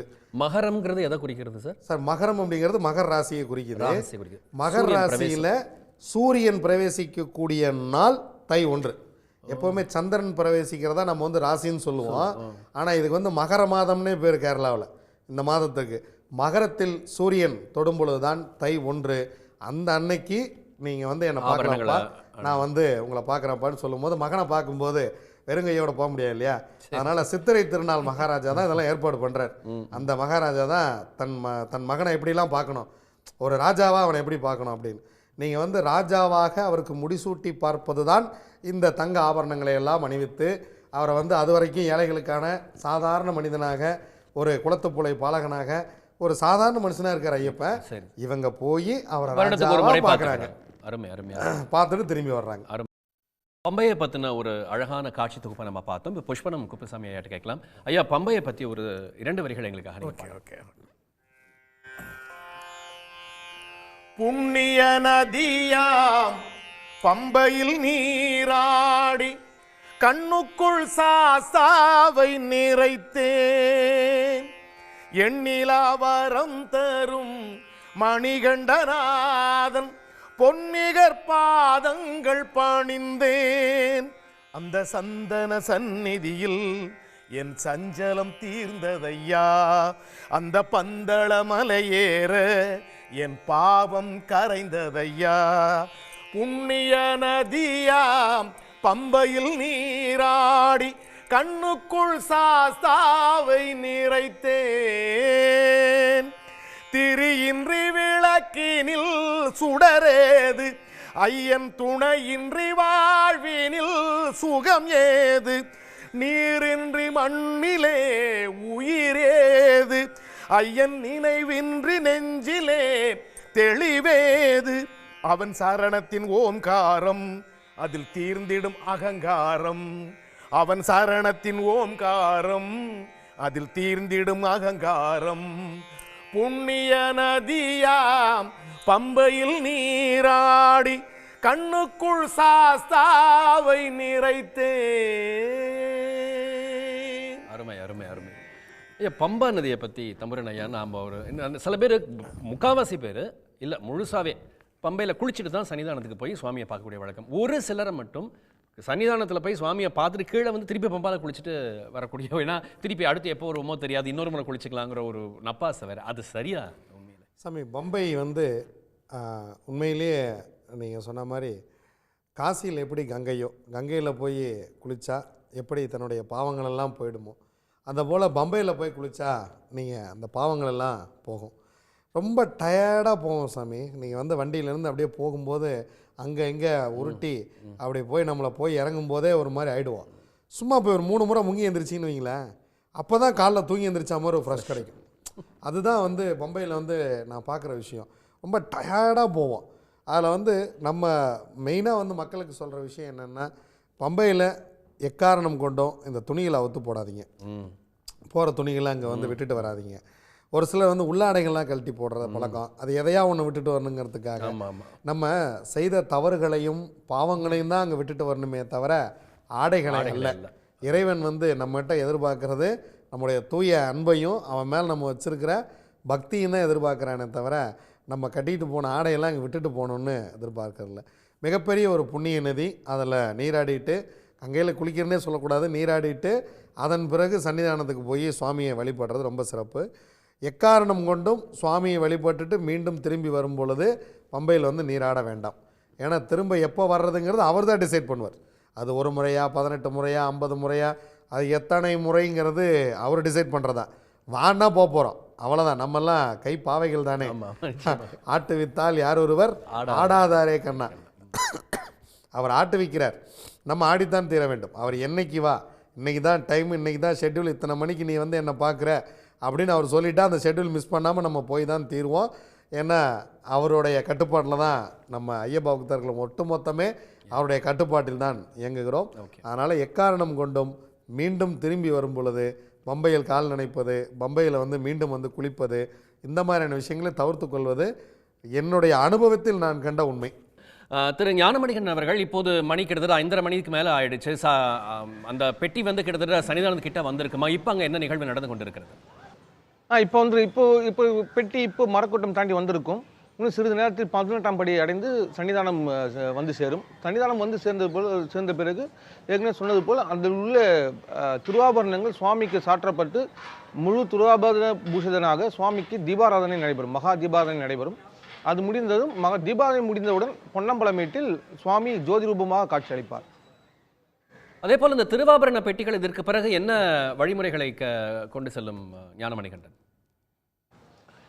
திருவாபரணம் இன்றிலிருந்து அடுத்த 5 நாட்களுக்கு சுவாமிக்கு சாற்றப்பட்டு 5 நாட்கள் பக்தர்களுக்கு திருவாபரண பூஷிதனாக சுவாமி காட்சி அளிப்பார். இன்றிலிருந்து 19ஆம் தேதி வரை இரவு தினம்தோறும் இரவு மாலை சாயரட்சை பூஜைக்கு பிறகு சுவாமியை முழு திருவாபரண கோலத்தில் அனைவரும் கண்டு தரிசனம் பெறலாம்.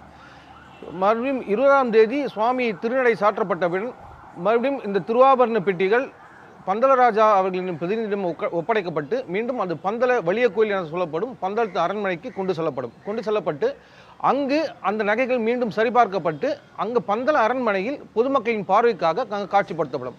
வருடம் முழுவதும் இந்த திருவாபரணங்களை பார்க்க விரும்பும் பொதுமக்கள் பந்தல வலிய கோயிலில் உள்ள காட்சியகத்தில் இந்த திருவாபரணங்களை பார்க்கலாம். அருமை. நன்றி ஞானமணிகன். அத்துடன் திருவாபரண யாத்திரை நிறைவு பெறும். நன்றி. தமிழனையா, எனக்கு இன்னொரு சந்தேகமும் உண்டு. எல்லாருக்கும் இருக்கக்கூடிய ஒரு முக்கியமான சந்தேகம், பஞ்சபூத ஸ்தலங்கள் இல்லைன்னா முருகனுக்கு அறுபடை வீடு அப்படிங்கிற மாதிரியான நிறைய கோவில்கள் அது தொடர்பான தெய்வங்களோட இருக்கும். ஐயப்பனுக்கும் இந்த மாதிரியான தொடர்புடைய 5-6 கோவில்கள் உள்ளது அப்படிங்கிற மாதிரியான ஒரு கூற்றம் இருக்குது. அதோடைய கோவிலுடைய சிறப்புகள் என்னென்ன கோவில்னு சொல்லுங்கள். எப்படி முருகனுக்கு 6 படை வீடு இருக்கிறதோ அதே போல் ஐயப்பனுக்கும் 6 படை வீடு உண்டு. நம்ம வந்து சன்னிதானம் மட்டும் போய் வர்றவங்களும் இருக்கிறோம். மற்ற நேரங்களில் நேரம் கிடைக்கும் பொழுது இந்த 6 படை வீடுகளுக்கும் நம்ம வாய்ப்பு இருக்கும்போது ஒரு முறை போயிட்டு வர்றது அதில் ரொம்ப சிறப்பு. அதில் வந்து பார்த்திங்கன்னா ஆரியங்காவு ரொம்ப சிறப்பான ஒரு கோவில். இங்கே தான் வந்து புஷ்பகலா பூர்ணகலா சமேத சாஸ்தாவாக காட்சியளிக்கிறார். நீங்கள் அங்கே போனீங்கன்னா மூலஸ்தானத்திலேயே ஆரியங்காவில் சுவாமி வந்து 2 பேரோடையே இருப்பார். நான் நேரடியாகவே அந்த கோயிலுக்கு சென்றிருக்கிறேன். அங்கே வந்து கல்யாண கோலத்திலே சுவாமி காட்சி அளிப்பார். ஐயனாரப்பனும் ஐயப்பனும் ஒன்றுதான் அப்படின்னு நம்ம புரிந்து கொள்ள வேண்டிய இடம் அங்கு தான். அங்கே எழுதியே போட்டிருப்பாங்க, புஷ்பகலா பூர்ணகலா சமேத ஐயப்பன் அப்படின்னு அங்கே வைக்கப்பட்டிருக்கோம். அங்கே வந்து சுவாமி வந்து கல்யாண கோலத்தில் இருக்கார். மத கஜா வாகனன் அப்படின்னே சுவாமிக்கு அங்கே பெட்டி வரக்கூடிய நேரம் வந்திருக்கு. பக்தர்கள் நிறைய பேர் அங்கே காத்திருக்காங்க. அந்த காட்சியை நம்ம பார்த்துட்டு நம்ம தொடரலாம். ஐயா என்ன வந்து எடுத்திருக்கு, நீங்கள் கண்டினியூ பண்ணலாம் ஐயா. நீங்கள் மத கஜ வாகனன் அப்படின்னு சுவாமிக்கு வந்து அங்கே பேர். ஒரு மதம் பிடித்த யானையை சுவாமி போய் அடக்கி அந்த ஒரு சிறுவனாக ஒரு 18-19 வயசு இளைஞனாக போய் அடக்கி அங்கே வந்து சுவாமியாகவே மாறுகிறார். அதுதான் ஆரியங்காவு. அதே போல் அச்சன் கோயில்லையும் கல்யாண கோலமே. இது ரெண்டாவது இல்லை, ரெண்டாவது அச்சன் கோயில் அரசே அப்படின்னு சொல்கிறோம் இல்லைங்களா, அங்கேயும் சுவாமி வந்து கல்யாண குளத்தில் தான் இருக்கார். குளத்து புலையில் பாலகனாக இருக்கிறார். குளத்து புலை பாலகன் அப்படின்னே நம்ம வழிபடுறோம். எரிமேலியில் எரிமேலி அப்படின்னா எருமை மேலே அது எரிமேலி அப்படின்னு பின்னாடி மாறிச்சு. மகிழ்ச்சியை சம்காரம் செய்து அவங்க அந்த இதுதானே எருமை முகத்தோடு தான் அவங்க வர்றாங்க. அந்த எருமையோட 2 கொம்புகளுக்கு இடையில சுவாமி ஏறி நிற்கிறார். இன்னைக்கும் அங்கே அப்படிதான் எரிமேலியில் சுவாமி இருக்கிறார். எருமை மேலி பின்னாடி அது அப்படியே எரிமேலியாக மாறியது. அதே போல பந்தளம் அவர் 5வது வாழ்ந்த ஊர். சபரிமலை எப்பொழுதும் வாழ்ந்து கொண்டே இருக்கிற ஊர். சார், இப்போ திருவாபரண பெட்டி வந்து சன்னிதானத்தை நோக்கி நெருங்கி வந்து கொண்டிருக்கிற காட்சியை நம்ம வந்து பார்த்து கொண்டிருக்கிறோம். ஏராளமான பக்தர்கள் அங்கே குழுமி இருக்க சரியாக நேரத்திற்கு அங்கு ஒவ்வொரு வருடமும் திருவாபரண பெட்டியானது வந்து கொண்டிருக்கிறது. மக்களுடைய சரண கோஷங்களுக்கு இடையே அந்த திருவாபரண பெட்டி நீந்தி வரக்கூடிய காட்சியை நாம் இப்போது பார்த்து கொண்டிருக்கிறோம். ஐயா புஷ்பனம் ஐயா, குருசாமியை பற்றி நாம் வந்து பேசணும். குருசாமியை பற்றி சாமி குருசாமி முடியேத்தி வைத்தாரையா, சாதி சனம் யாவும் வழிபார்த்து நின்றோமையா, எப்பவும் அனப்பு என்ன வேணும் பக்தனுக்கு, அம்மா அவர் அங்கே அவர் பாசம் விட்டோமையா, குடும்பம் ஒரு கதம்பம் அதை தூர விட்டோமையா, பகவான் என்றபடி நெய்யேந்தி வந்தோமையா, சரணம் ஐயா சரணமே, சரணம் சாமி சரணம் ஐயப்பா, சரணம் சரணம் ஐயப்பா, சுவாமி சரணம் ஐயப்பா, சாமி குருசாமி முடியேத்தி வைத்தாரையா, சாதி சனம் யாவும் வழிபார்த்து நின்றோமையா. தமுரன் ஐயா, இப்போ ஐயாவோட பாடல்லையே எனக்கு ஒரு கேள்வி வந்தது. நெய்யுக்கு வந்து ஒரு மிக முக்கியமான ஒரு முக்கியத்துவம் வந்து கொடுக்கப்படக்கூடிய காரணம் என்ன? அந்த தலையில் வைத்து சுமக்கக்கூடிய அந்த பொருட்கள் எல்லாத்துலேயுமே நெய் தான் முக்கிய பிரதானமாக இருக்குது இருமுடியில், இல்லையா? என்ன காரணம் அது? சாமி அவர் வந்து நெய் அபிஷேக பிரியர். நீங்கள் வந்து இந்த நெய் துவைடுறதா சாமி நம்ம இருந்த பக்தி எவ்வளோங்கிறதே தெரியுது. நெய் துவைஞ்சிரும். ஆமாம் ஆமாம். நீங்கள் இந்த தேங்காயை உடைக்கும் பொழுது நெய் ஊற்றுன மாதிரியே இருக்கும் சாமி. ஒரு சிலருக்கு பார்த்தீங்கன்னா எல்லாரும் பம்பையிலேருந்து சன்னிதானம் போகிறது ஒரே டிஸ்டன்ஸ் தான். நீங்கள் வந்து அது ஒரு நாள்னே வச்சுக்கலாம். இந்த பம்பை நீங்கள் வந்து வீட்டில் ஊற்றிக்கிட்டு போன நெய் சுவாமி தரிசனத்துக்கு பின்பும் நெய்யாகவே இருப்பது. கண்ணீர் விடுறதுன்னு சொல்லுவோம், தேங்காய் கண்ணீர் விடுதுன்னு சொல்லுவோம். குருசாமி தேங்காயை உடைக்கும் போதே சொல்லிடுவார், அடுத்த வருஷம் உனக்கு சிறப்பாக இருக்கும் போ அப்படி. ஃபஸ்ட்டு வருஷம் அந்த நெய் அப்படியே அந்த உருண்டையாக இருக்கும் பாருங்க, அதை பார்க்குறதுக்கு அப்படியே மண்டி போட்டு ஐயப்பனை வந்து நான் அந்த 41 நாள் வணங்கினதை விட அந்த இடத்துல தான் எல்லாரும் வணங்கிக்குவோம். ஐயா உள்ள நெய் நல்லா அப்படியே துவஞ்சிருக்கணுமையா அப்படின்னு. இந்த இருமுடியே அவர் சாப்பிட்றதுக்கு அன்னைக்கு என்ன எடுத்துகிட்டு போனாரோ அதைத்தான் நம்ம வந்து இன்றைக்கி பிரசாதமாக அவர் கொண்டு போகிறோம். அவர் பந்தளம் அரண்மனையிலிருந்து சாப்பிடுவதற்காக அன்னைக்கு அவர் எடுத்துகிட்டு போனது தேங்காய், நெய், அரிசி. இது மூணையும் தான் கொஞ்சம் கொஞ்சம் எடுத்துகிட்டு போனார். இன்றைக்கி இருமுடி பையில் தேங்காய் இருக்கும், நெய் இருக்கும், அரிசி இருக்கும். அதுதான் இருமுடி. மேலே நம்ம எடுத்துகிட்டு போகிறோம். போய் சுவாமி தரிசனம் முடிஞ்ச உடனே போய் அங்கங்கே உட்காந்து தேங்காய் சாமி உடைப்பார். யார் பையுது? சாமி வா சாமி, கட்டையாக இருந்து உட்காரு அப்படிம்பார். அந்த உட்காரும்போது தான் நான் எந்த அளவுக்கு நான் பக்தியாக இருந்தேன், என்னுடைய அடுத்த ஆண்டு எப்படி இருக்க போகிறது அந்த ஒரு நம்பிக்கை வருமா இருக்கு. அந்த இடத்துல தேங்காயை உடைக்கும் பொழுது நெய் அப்படியே உருண்டையாக கீழே விழுகாது, அப்படியே உருண்டையாக பாதி தேங்காயில் நிற்கும். அடுத்த வருஷம் உனக்கு ரொம்ப சிறப்பு சாமி, எல்லா இடத்துலையும் நீ நல்லா வந்துடுவேன் அப்படிங்கும் போது ஐயப்பனே வந்து சொன்ன மாதிரி இருக்கும். அப்பா அடுத்த வருஷம் நமக்கு எல்லா தொழில் நல்லாயிருக்கும், குடும்பம் நல்லாயிருக்கும், எல்லாமே ஐயப்பனே வந்து சொல்லிட்டாரப்பா அப்படின்னு. ஒரு சில இடத்துல வந்து ஒரே இடத்துல தான் சாமி நெய்யை ஊற்றுறோம். இப்போ 10 பேர் போகிறோம்னு வச்சுக்குவோம், 10 பேருக்கும் ஒரே இடத்துல தான் நெய் வாங்கியிருப்போம், ஒரே இடத்துல தான் தேங்காய் வாங்கியிருப்போம், ஒரே குருசாமி தான் நெய் எடுத்து கொடுப்பார். அவங்கவுங்க ஊற்றுறோம். நம்மளுடைய எவ்வளவு பக்தியாக இருந்தோம் என்பதை இந்த நெய் சொல்கிறது. அங்கே உடைக்கும் பொழுது அவரே தான் உடைக்கிறார், நம்ம கண்ணு முன்னாடி தான் உடைப்பாங்க. சப்போஸ் நீங்கள் போய் இறக்கி வச்சுட்டு சாப்பிட போயிட்டீங்கன்னா கூட நீங்கள் திரும்பி வர வரைக்கும் உங்கள் கட்டை யாரும் பிரிக்க மாட்டாங்க. உங்கள் கண்ணு முன்னாடி தான் அந்த கட்டை பிரித்து உடைக்கணுங்கிறது ஐதீகம். அதுக்கு தான் குருசாமி அங்கே ஐயப்பனாகவே இருக்கார். அந்த கட்டையை உடைச்சி அந்த தேங்காயை உடைக்கும் பொழுது அடுத்த வருடம் பூரா திரும்பி நான் உன்னை வந்து பார்க்குற வரைக்கும் எப்படி இருக்கும் அப்படின்னு ஒரு 2 வருடங்களுக்கு முன்பாக நான் நேரடியாக சந்தித்த ஒரு விஷயம். என்னுடைய கூட வந்த ஒரு நபர், அவர் வந்து வருஷம் நெய் நல்லா துவஞ்சிருக்கும். போன வருடம் சரியாக நெய் வந்து துவையில் ரொம்ப எங்கள் எல்லாருக்குமே மனசுக்கு ரொம்ப கஷ்டம். நானும் திரும்ப போய் ஐயப்பன்ட்ட போய் வேண்டிட்டு வந்தேன், எதுவும் பெருசாக எதுவும் நடந்துடக்கூடாதுன்னு சொல்லி. ஆனால் அவர் கீழே இறங்கி வரும்போது அவர் வாயாலே சொன்னார், சாமி இந்த வருஷம் என் பையனுக்கு ஏதோ ஆபத்து இருக்குதுன்னு நினைக்கிறேன். ஏன்னா கட்டும் போது அவன் வரல, என் மனசுக்கு இது தோணுது. நான் இது வரைக்கும் ஐயப்பன் நான் கும்பிட்டது சரியாக இருந்தால் அடுத்த வருஷம் என் பையனுக்கு ஏதோ பெருசாக ஒரு ஆபத்து இருக்குன்னு வந்து 3ஆம் மாதம் ஒரு பையன் ஒரு ஆக்சிடெண்ட்டில் இறந்து போனார் சாமி. அதெல்லாம் வந்து ஐயப்பனே அவருக்கு அங்கேயே புரிய வச்சிட்டார், உனக்கு ஒரு பெரிய ஒரு சம்பவம் அடுத்து காத்திருக்கு, அவனுடைய ஆயுள் அவ்வளோதான் அப்படிங்கிற விஷயம். அதில் வந்து அவர் அந்த பையன் இறப்புக்கு போயிருக்கும்போது அவர் என்கிட்ட சொன்னார், நான் சபரிமலைக்கு வான்னு பல முறை சொல்கிறேன், ஐயப்பன் எங்கே இருக்கான்னு அவன் என்கிட்ட கேட்டுக்கிட்டே இருந்தான்.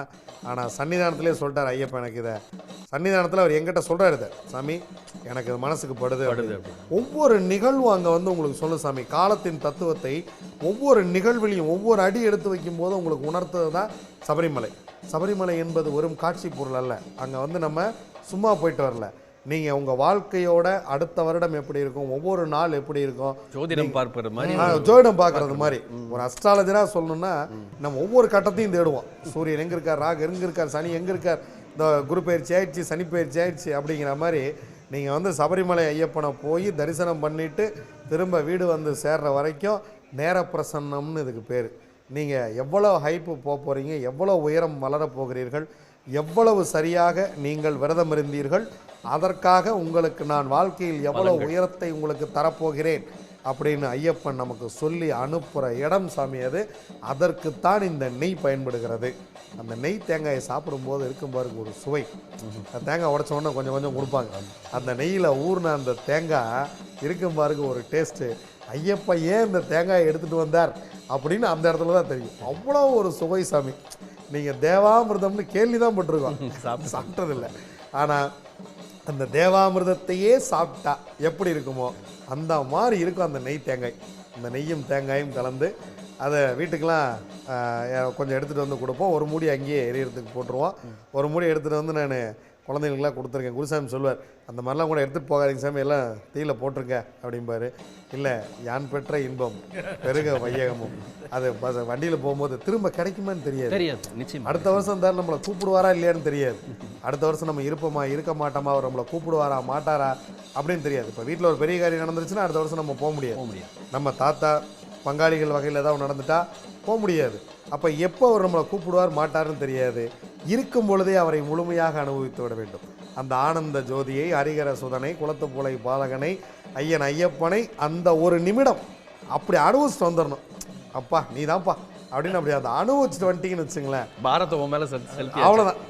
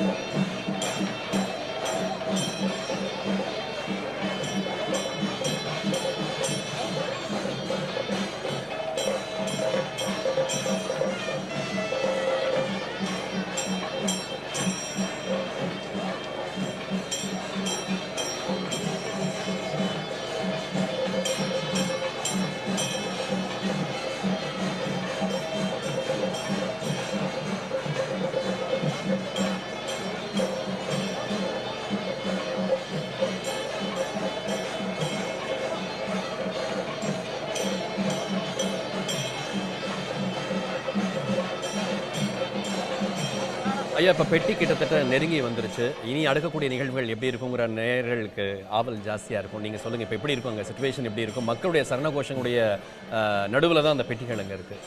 1,00,000 பேர் ஒன்றாக சரணகோஷம் போடும்போது அந்த அந்த அந்த மலையை அப்படி விண்ணதிர சுவாமியை சரணமையப்பான்னு ஒவ்வொருத்தரும் அது யாரையும் நிர்பந்தப்படுத்தி இந்த சரணகோஷம் கிடையாது.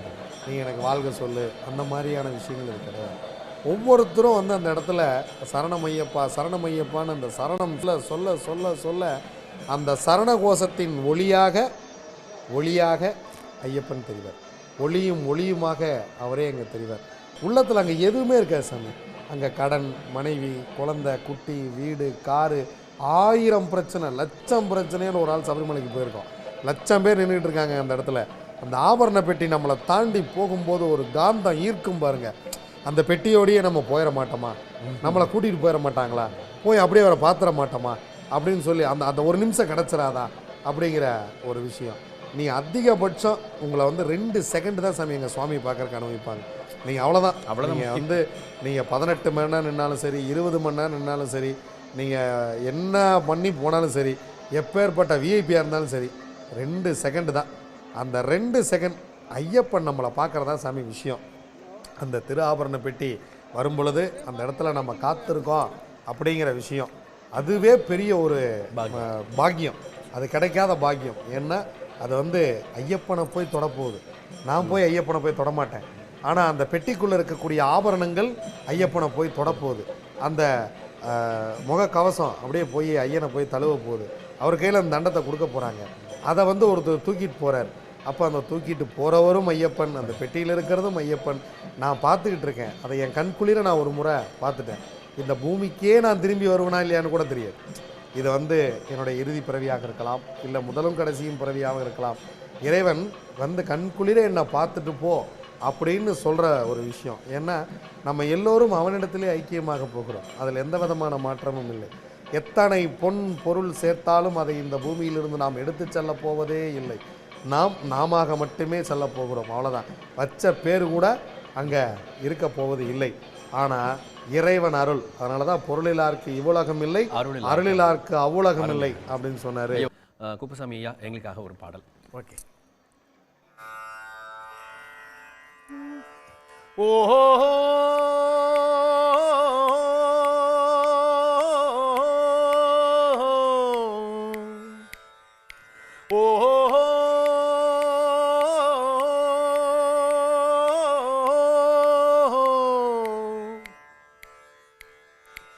கண்ணாலே பாருமையா, கண்ணாலே பாருமையா, கண்ணாலே பாருமையா, கண்ணாலே பாருமையா, இல்லாமை தீருமையா, இருளோடி போகுமையா, பொன்னேதும் வேணாமையா, பொருளேதும் வேணாமையா, உன் பாதம் சேரும் அந்த திருநாளே போதுமையா, ஏழை பங்காளா எம்மை ஏற்றிவிடக் கூடாதா, பக்தர்கள் நாங்கள் போடும் கோஷங்கள் கேட்காதா, சரணங்கள் கேட்காதா, சாமி சரணம் சொல்லுங்கோ, ஐயப்ப சரணம் சொல்லுங்கோ, சாமி சரணம் சொல்லுங்கோ, ஐயப்ப சரணம் சொல்லுங்கோ.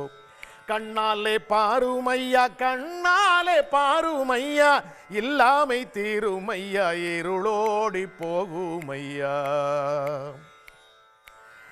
ஐயாகும் திருமேனி வழிகின்ற நெய்யாகி, கண்டத்து மணியாகி, சந்தனம் நானாகும் அக்காலம் என்றென்றே நானும் காத்திருப்பேன், ஆவல் கொண்டு ஆண்டாண்டு மலை வருவேனே, உருகி நிற்பேனே, அபயம் கேட்பேனே, சாமி சரணம் சொல்லுங்கோ, ஐயப்ப சரணம் சொல்லுங்கோ, சாமி சரணம் சொல்லுங்கோ, ஐயப்ப சரணம் சொல்லுங்கோ.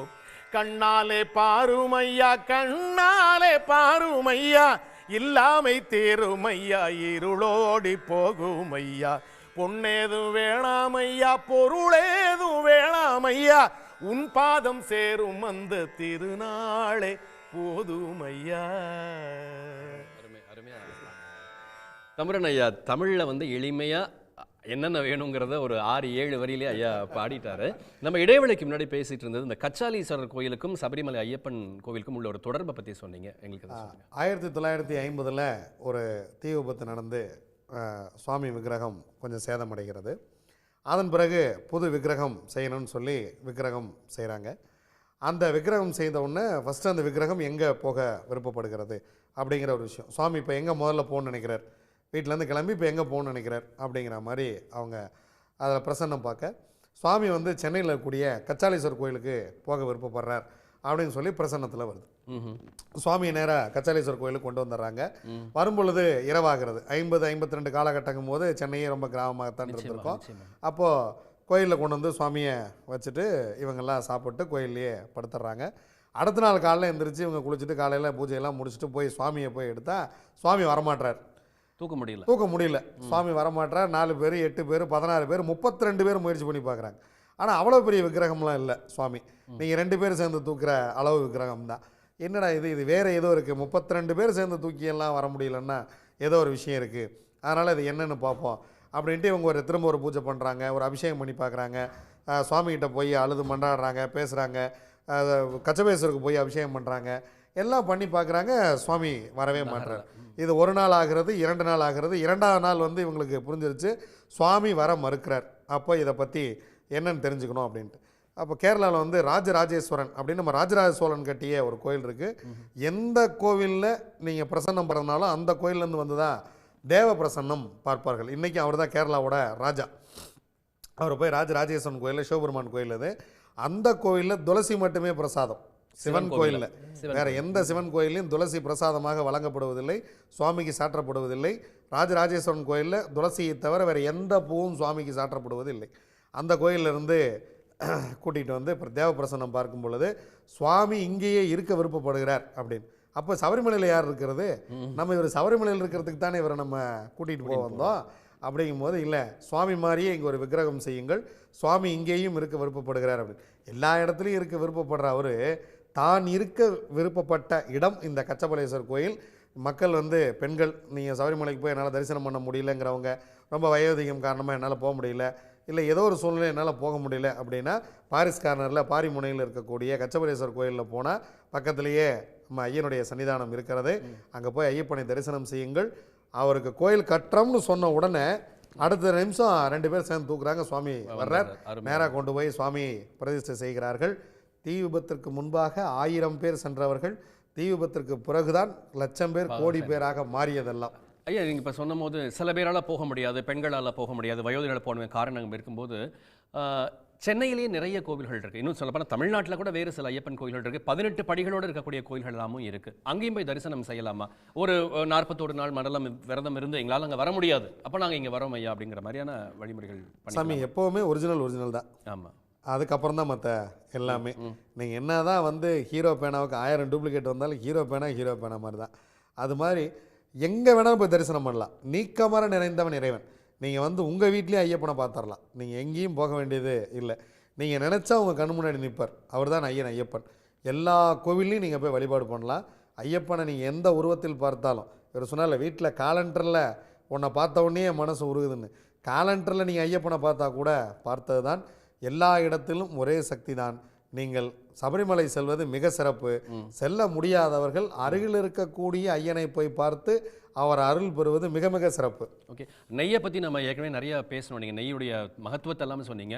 இப்போ இந்த நிறைய கோவில்களில் இருமுடி சுமந்து நடந்து வர்றது நம்ம மெட்ராஸ்லேயே கூட, சென்னையிலே கூட நிறைய இடத்துல பார்க்குறோம். அவங்களும் நெய் அபிஷேகம் அங்கே போய் பண்ணுறது உண்டா? கண்டிப்பாக நெய் அபிஷேகம் பண்ணலாம். நீங்கள் வந்து நிறைய கோயில்கள் இப்போ 18 படியோட வருஷத்தில் குறிப்பிட்ட நாட்கள் 18 படியில் அனுமதிக்கக்கூடிய கோயில்கள்லாம் தமிழ்நாட்டில் வந்து விட்டது. ஒவ்வொரு ஊர்லேயும் ரொம்ப பிரம்மாண்டமாக கோயில் கட்டியிருக்கிறார்கள்.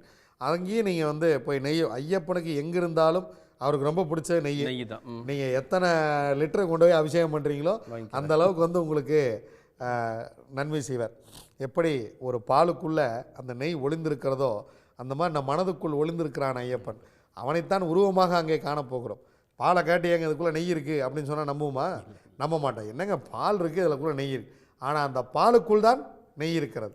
அந்த பால் நாள்பட எப்படி நெய்யாக மாறுகிறதோ, இந்த பக்தி நாள்பட இந்த மனம் செம்மை அடைந்து நாம் ஐயப்பனோடு ஒன்றாக இருக்க வேண்டும். ஐயா சொன்ன மாதிரி இருள் ஓடி போகும். இந்த இருள் சூழ்ந்த வேளையில இப்ப ஜோதியாக அங்கே தெரிய போகிறார். இந்த தங்கத்தை அணிவித்து ஒரு சூரியன் மறையும் நேரத்தில் கோடி சூரிய பிரகாசமாய் அகிலாண்ட கோடி பிரம்மாண்ட நாயகன் தெரிய, அப்படியே அது ஜோதியாக ஒளிர, அந்த ஜோதிக்கு மேல் இன்று திருவோணம் நட்சத்திரம் வருவதும் அந்த திருவோணம் நட்சத்திரத்தில் சூரியன் சஞ்சரிப்பதும் தான் மகரம் அப்படிங்கிற மகர ஜோதி. நீங்க 3 இடத்துலயும் ஐயப்பன் தான் தெரிய போறார். திருவோண நட்சத்திரமும் அவரே, ஜோதியும் அவரே, ஐயனும் அவரே, எல்லாம் அகிலமே அகிலாண்ட கோடி பிரம்மாண்ட நாயகன் அவரே. புஷ்பனம் குப்புசாமி ஐயா போகலாம். ஐயா, இது தொடர்பான ஒரு பாடல் நீங்க எனக்காக பாடுங்க ஐயா, பாடுங்க. ஆமா, கார்த்திகை மாசம் பிறந்தாலே நெய் எங்க இருக்குன்னு தேட ஆரம்பிப்பாங்க நமக்கு. ஏன்னா இருமுடி கட்டுறதுக்கு இல்லையா? கார்த்திகை பிறந்தாலே சாமி ஊரெல்லாம் திருநாளாம், காதில விழுந்ததெல்லாம் சுவாமி சாசாவின் சரணங்களாம். நீல வெட்டி கட்டி ஒரு சாமி வாரார் பாரு, கருப்பு வெட்டி கட்டும் அந்த கன்னி சாமி யாரு? இது போல நானும் கூட கருமணி மாலையிட்டு மலை ஏறி வர வேணும் ஐயப்பா, அந்த பெரும் பேரு எனக்குண்டா சொல்லப்பா. சாமி சரணம் சாமி சரணம் சரணம் சரணம் ஐயப்பா, சுவாமி சரணம் சுவாமி சரணம் சரணம் சரணம் ஐயப்பா.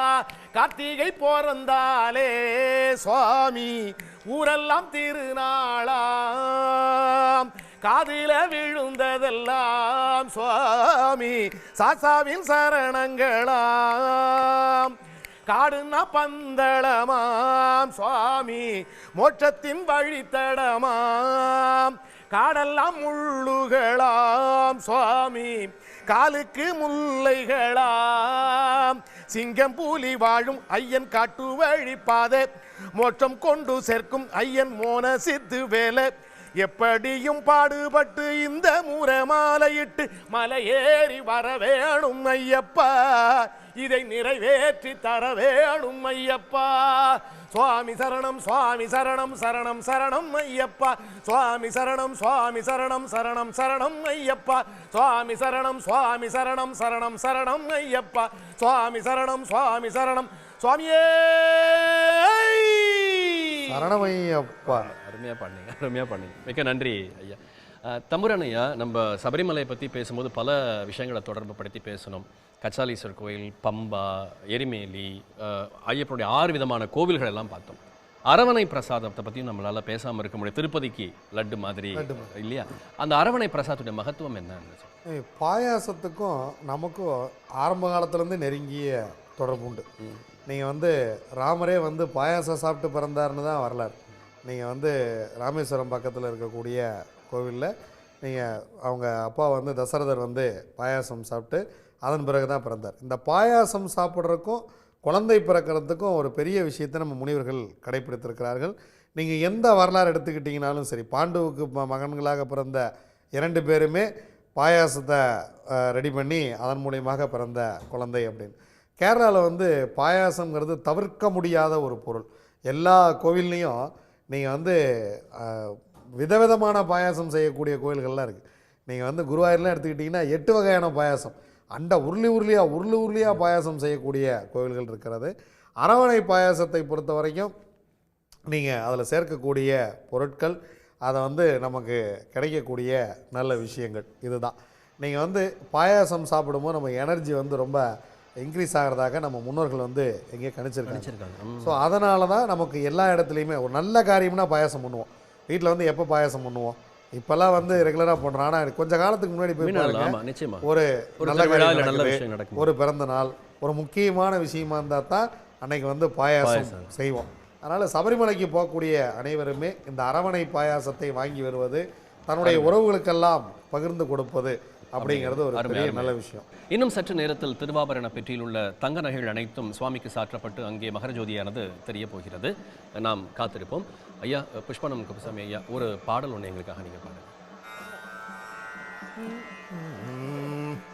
இந்த காண கருங்குயில் பாட்டு உனக்கு உனக்கு, மணிகண்டன் கருணை மட்டும் பக்தன் எனக்கு எனக்கு, இந்த காண கருங்குயில் பாட்டு உனக்கு உனக்கு மணிகண்டன் கருணை மட்டும் பக்தன் எனக்கு எனக்கு மாலையிட்ட நாள் முதலா உன்னோட நினப்பு ஆலையிட்ட செங்கரும்பா என்னோட தவிப்பு ஆணையிட்ட கையனுக்கே நான் எடுத்தேன் போறப்பு தந்தன தந்தாளம் போடுவோம் பேட்டை துள்ளி திந்தகத்தம் சொல்லி ஆடுவோம் தந்தன தந்தாளம் போடுவோம் பேட்டை துள்ளி திந்தகத்தம் சொல்லி ஆடுவோம் இந்த காண கருங்குயில் பாட்டு உனக்கு உனக்கு மணிகண்டன் கருணை மட்டும் பக்தன் எனக்கு எனக்கு நல்ல நெய்யி தேங்காயி சாமி உனக்கு உனக்கு ஒரு நோயி தீண்டாத மெய்யி வேணும் எனக்கு ஆனைமுகன் தம்பியான ஐயப்பானா உன்னையும் 6 வாரம் மாலையிட்டு நோன்பிருந்த என்னையும் தாளம் போட்டு கார்த்தியும் மார்கழியும் இணைக்கும் தந்தன தந்தாளம் போடுவோம் பேட்டை துள்ளி திந்தகத்தம் சொல்லி ஆடுவோம் தந்தன தந்தாளம் போடுவோம் பேட்டை துள்ளி திந்தகத்தம் சொல்லி ஆடுவோம் இந்த காண கருங்குயில் பாட்டு உனக்கு உனக்கு மணிகண்டன் கருணை மட்டும் பக்தன் எனக்கு எனக்கு கட்டி சூடா ஊதுவத்தி ஐயா உனக்கு உனக்கு புனித காந்த மல ஜோதி காணும் யோகம் எனக்கு எட்டடுக்கு மாளிகையும் பொன்பொருளும் எதுக்கு எத்தரோடும் துஷ்டரோடும் வாழ வேண்டி இருக்கு காலடியே சேர்ந்து புட்டா போதும் ஐயா எனக்கு தந்தன தந்தாளம் போடுவோம் பேட்டை துள்ளி திந்தகத்தம் சொல்லி ஆடுவோம் தந்தன தந்தாளம் போடுவோம் பேட்டை துள்ளி திந்தகத்தம் சொல்லி ஆடுவோம் இந்த காண கருங்குயில் பாட்டு உனக்கு உனக்கு மணிகண்டன் கருணை மட்டும் பக்தன் எனக்கு எனக்கு பெட்டி எங்கே சபரிமலை காட்சியை நம்ம இப்போ பார்த்து கொண்டிருக்கிறோம். இந்த நகைகள் தான் அணிகலன்கள் எல்லாமே ஐயப்பனுக்கு அணிவிக்கப்பட்டு தான் இப்போ ஜோதி தரிசனம் தெரிய போகிறது.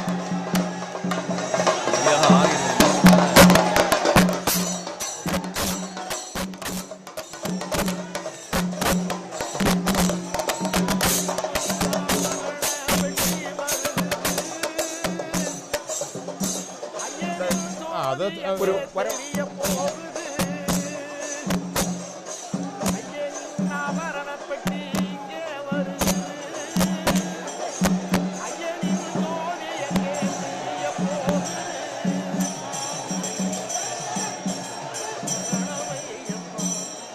சுவாமி ஐயப்பா சரணமையப்பா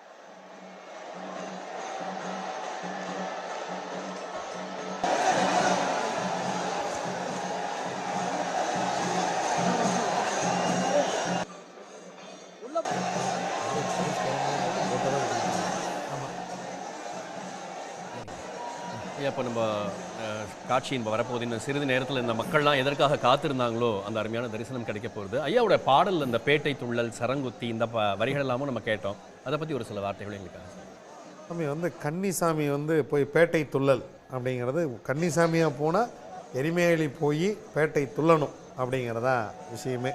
ஐயப்பனுக்கு அங்கே மிகவும் பிடித்தது ஆடல் பாடல் இந்த மகரஜோதி தொடர்புடையது தான் இந்த பேட்டை துள்ளலும் எல்லாமே சாமி. நீங்கள் மகரஜோதி தொடர்புடையதான். கன்னிசாமியாக ஒருத்தர் சபரிமலைக்கு போகணும்னா எரிமேலி முதல்ல போய் பேட்டை துள்ளிய பிறகுதான் சன்னிதானத்துக்கே போக முடியும். இல்லாமல் போகிற வழக்கமே கிடையாது.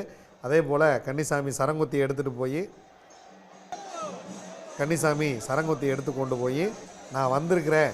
இல்லை இப்போ இந்த காட்சிகளை பார்த்தாலே அவங்களுடைய துள்ளல்கள் இத அந்த நீங்க சொன்ன அந்த ஒரு எனர்ஜி லெவலே வந்து அவங்களுக்கு மிகப்பெரிய ஒரு இருக்கு. அந்த அந்த அந்த காட்சிகள் தொடர்பாகவே நீங்க பேசலாம். அந்த ஆட்டம் பாட்டம் சுவாமி, அந்த கொண்டாட்டம், அங்கே வந்து 30,000 பேர் தான் நிற்க முடியுன்ற இடத்துல நிற்கக்கூடிய அந்த 1,00,000 பேர், அந்த 1,00,000 பேரும் இப்போ போய் ஐயப்பனை போய் பார்த்துட போகிறதில்ல. ஆனால் அந்த ஆபரண பெட்டியை நம்ம பார்த்துட்டோம். அந்த ஆபரண பெட்டி இப்போ பாருங்கள், 18 படி அது ஏற போகிறது. அந்த 18 படி ஏறி அந்த ஆபரண பெட்டி மேலே செல்கிறது. அந்த ஆபரண பெட்டியில் இருக்கக்கூடிய பொருட்களை நம்ம எல்லாரும் பார்க்க முடியலைனாலும் அந்த முழு பெட்டியாக நம்ம வந்து அதை பார்க்குறோம். ஒரு தந்தையார் வீட்டு தாய் வீட்டு சீதனம்னு சொல்லுவோம். ஒரு தாய் வீட்டு சீதனமாக நீங்கள் பந்தளத்து ராஜாவாக நம்ம வந்து வர அந்த அடுத்த 5 நாட்களும் நம்ம வந்து அவரை பார்க்க போகிறோம். ஒரு ராஜா அங்கே முடிசூடு கொள்ள போகிறார். ஒரு மகர ஜோதியிலிருந்து அவர் வந்து ராஜாவாக ஒரு 5 நாட்கள் அங்கே காட்சியளிக்க போகிறார். எல்லா நாளும் ஏழை எளிய மக்களுக்காகவே வாழ்ந்து கொண்டிருக்கக்கூடிய, சரணகோஷத்தை மட்டுமே தன் விருப்பமாக ஏற்றுக்கொள்ளக்கூடிய, பக்தன் கொண்டு வர்ற நெய்யையே தன் உணவாக ஏற்றுக்கொள்ளக்கூடிய அந்த குளத்துப்புழை பாலகன் சபரிமலை ஐயப்பன். ஐயப்பன் வந்து இந்த தங்க பொருட்களை எல்லாம் அணிந்து கொள்கிறார். இந்த உலகமே அவருக்கு சொந்தம். அவருக்கு நம்ம எதுவும் கொண்டு போய் தங்கத்தை கொண்டு போய் கொடுத்து அவரை ஒன்றும் பெரிய ஆளாக நம்ம வந்து காமிச்சிட முடியாது. ஆனால் அவருடைய தந்தையாரின் விருப்பத்திற்கு ஏற்ப அதை ஏற்றுக்கொள்கிறார். ஒரு பக்தனாக தந்தையார் கொடுத்தாலும் சரி, பக்தன் கொடுத்தாலும் சரி, எதை கொடுத்தாலும் ஏற்றுக்கொள்பவன் இறைவன். நீங்கள் எதை கொடுக்குறீங்களோ அதை இறைவன் வாங்கிக்கொள்வார். அப்போ அவருடைய தந்தையாருக்கு அவர் வந்து இல்லைன்னு சொல்ல முடியாது இல்லையா? அதனால தான் இந்த 420 பவுன் அந்த தங்கப்பட்டியில் இருக்கக்கூடிய மொத்த எடை வந்து 420 பவுன் அதுக்குள்ளே போயிட்டுருக்கு. அதையெல்லாம் இப்போ உள்ளே போய் அணிந்து தன் தந்தையாருக்கு காட்சி கொடுக்க போகிறார். இதில் அந்த இடத்துல என்னென்னா, நான் பார்த்துருவேன், நீ பார்த்துருவேன் பிளான் பண்ணி போகிறவங்களாம் அதை போய் பார்த்துட முடியாது. யாருன்னே தெரியாது, அவராக கூப்பிட்டு காமிப்பார். நான் வந்து இதில் பிளான் பண்ணி போனவங்களாம் பார்த்துருக்கேன். நம்ம போய் வந்து இந்த தீபாவளி காட்டும்போது பார்த்துருவோம். இப்படி நின்னா இத்தனை மணிக்கு போய் படிக்கிட்டு நின்னா இத்தனை மணிக்கு மேலே போனால் பயங்கர கால்குலேஷன்லாம் பண்ணி சபரிமலைக்கு போவோம். ஆனால் அங்கே அவர் என்ன பாரு, நீ இல்லை தம்பி, பார்க்க வேண்டிய வேற ஆள் இருக்கா, புதுசாக நீங்கள் வந்து அந்த ஒரு நிமிஷம் உன்னை பார்த்துட மாட்டோமா, அந்த மனசுக்குள்ளே ஒவ்வொரு நிமிஷமும் ஐயப்பனை பார்த்து ஏங்கி போகிறவனுக்கு ஒரு அருமையான ஒரு விஷயத்தை ஐயப்பன் அங்கே காட்டுவார். சாமி சாப்பிட முடியாது, மலை ஏறிய களைப்பு, தண்ணி குடிச்சிருக்க மாட்டோம், எல்லாம் அங்கே மறந்து போயிடும். 18 பதி மீது ஏறிடுவோம். வீரமணி அவர்கள் ரொம்ப அருமையாக ஒரு பாட்டில் பாடி, ஐயனை காணையிலே தன்னையே மறந்துடுவோம், அவ்வளோதான். நான் யாருன்னே எனக்கு மறந்து போயிடும். அப்புறம் நான் எங்கே என்ன வேண்டது, நான் என்ன நினச்சிட்டு வந்தேன், என் குடும்பம் என்ன, எதுவுமே அங்கே நினைவு இருக்காது சாமி. நீங்கள் போய் அவர் முன்னாடி நின்னீங்கன்னா சகலமும் மறந்து போயிடும். அந்த உருவம் அப்படியே ஒரு நிமிஷம் அப்படியே ஒரு காந்தம், அந்த காந்தமலை ஜோதி அதுதான் இன்றைக்கி காந்தமலையில் தெரிய போகுது. இந்த ஜோதி தான் அங்கே காந்தமலையில் சற்று நேரத்தில் தெரிய போகிறது. அந்த காந்தமலை ஜோதி தான் உள்ளே இருக்கிறது. அந்த ஜோதி உங்களை ஈர்த்து கொள்ளும். நீங்கள் போய் அந்த ஜோதியில் ஜோதியாக ஐக்கியமாய் விடுவீர்கள். அங்கே உள்ள இறைவன் இருக்கா, நான் வெளியே நிற்கிறேன்ற உணர்வே உங்களுக்கு வராது.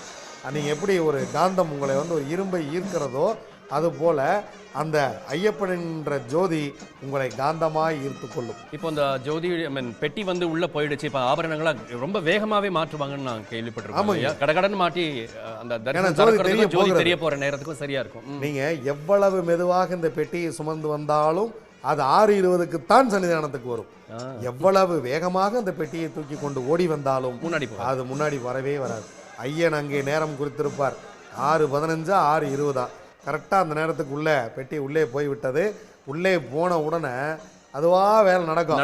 நீங்கள் வந்து எதுவும் யோசிக்கலாம் வேணாம். அவரே எதை எங்கே எடுத்து வைக்கணும் அப்படின்னு எல்லாமே அவரே முடிவு செய்து கொள்வார். இதை மாட்டின உடனே அப்படியே கதவை திறந்தவுடன் ஜோதியாக மேலே தெரிவார் பாருங்க.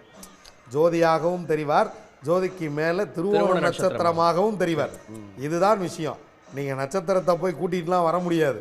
வருடத்தில் ஒரே ஒரு முறை இந்த 5 நிமிடம் இந்த நட்சத்திரம் தெரிவது, அதை பார்ப்பது மிக மிக மிக மிக அரிது. நீங்கள் அரிதிலும் அரிது. பெருமாள் எல்லா இடத்துலையும் திருவோணம் நட்சத்திரமே அவர்தான். பெருமாள் தான் நமக்கு வந்து கடைசியில் மோட்சம் கொடுக்கக்கூடிய மோட்ச நாயகன் பெருமாள் தான். எல்லா அவதாரத்துலேயுமே பாருங்கள், தசாவதாரத்தில் மோட்ச நாயகன் பெருமாள் தான். நீங்கள் இந்த கோவிலை நிறுவியரும் பரசுராமர் தான். பரசுராமர் தான் இந்த கோயிலை நிறுவுகிறார். பரசுராமருடைய சீடர்கள் தான் இன்றும் அங்கே தந்திரியாக இருக்கிறார்கள் சபரிமலையில். அவர்கள்தான் மேல் சாந்தியை அங்கே நியமிக்கிறார்கள். அங்கே இருக்கக்கூடிய மேல் சாந்தி இப்போ உள்ள ஆபரணங்களை பூட்டி கொண்டிருக்கிறாரே, அந்த மேல் சாந்தி வந்து புறப்படா சாந்தினே அவருக்கு பேர். புறப்படா சாந்தி. நீங்கள் இவர் மேல் சாந்தியாக தேர்வு செய்யும் இடத்துல ரொம்ப கடுமையான விஷயங்கள்லாம் நடக்கும். ஒரு குழந்தை சீட் எடுக்கணும், அந்த சீட்டில் 2 சீட்டில் இதில் மேல் சாந்தின்னு வரணும், இதில் பேர் வரணும், அவங்க தான் மேல் சாந்தி. அங்கே அபிஷேகம் செய்தவுடன் உன் குடும்பம் வேற நீ வேறன்னு ஆகிடும். இவர் மேலே வந்துடுவார். 1 வருடத்திற்கு என்ன நடந்தாலும் அவர் சன்னிதானத்தை விட்டு கீழே இறங்க முடியாது. நீங்கள் மக்கள் அங்கே இப்போ 1,00,000 பேர் இருக்காங்க, எந்த மிருகமும் வராது. ஆனால் மற்ற நேரங்கள் மிருகங்களெல்லாம் ஐயப்பனை தரிசிக்குமே. நீங்கள் அந்த இடத்துல மாதத்தில் 5 நாள் கழித்து பாக்கி 25 நாட்களும் அங்கே பாம்புகள் வரும், புலி வரும், அவரோட வாகனம் அவரை பார்க்காதா, யானை வரும், சிங்கம் வரும், எருமைகள் வரும், காட்டு எருமைகள் எல்லாமே அங்கே வரும். நீங்கள் ரொம்ப அமைதியாக இருக்கக்கூடிய இடத்தில் எல்லாமே வரும். ஆனால் அவர்களுக்கு எந்த ஆபத்தும் இதுவரை நேர்ந்ததாக வரலாறே கிடையாது. அங்கே மேல் சாந்தி பத்திரமாக இருப்பார். மாதத்தில் 5 நாள் பூஜை செய்துவிட்டு அங்கே உள்ளே அவர்கள் பத்திரமாக இருப்பார்கள். இவ்வளவு சக்திகளோடு இருப்பதால் தான் அவர்கள் உள்ளே ஐயப்பனை போய் தொட்டு முப்போதும் திருமேனி தீண்டுவார்க்கடியே அப்படின்னு சுந்தரமூர்த்தி நாயனார் பாடியது போல அவர்கள் அங்கே ஐயப்பனை தொடுகிறார்கள். ஐயப்பனை பார்க்கறதே புண்ணியம்னா ஐயப்பனை தொடர்றது எவ்வளோ பெரிய புண்ணியம், அவருக்கு போய் அந்த நகையை அனுபவிப்பது எவ்வளோ பெரிய புண்ணியம். இது யாருக்கு கிடைக்கும்? பிறந்தாலும் அங்கே போய் பிறக்க வேண்டும். வாழ்க்கையில் ஒரு பிறவியாவது இந்த மாதிரி ஒரு ஐயப்பனை தொடர இடத்துல போய் பிறந்தரணுங்கிறது என்னோட பேராசைகளில் ஒன்று. புஷ்பனம் ஐயா, இப்போ அங்கே நடை திறந்து இன்னும் சில மணி துளிகளில் ஐயா காட்சி கொடுக்க போறாரு. அது எங்களுக்காக ஒரு பாடல் நீங்கள் தொடர்பாக பார்க்கலாம்.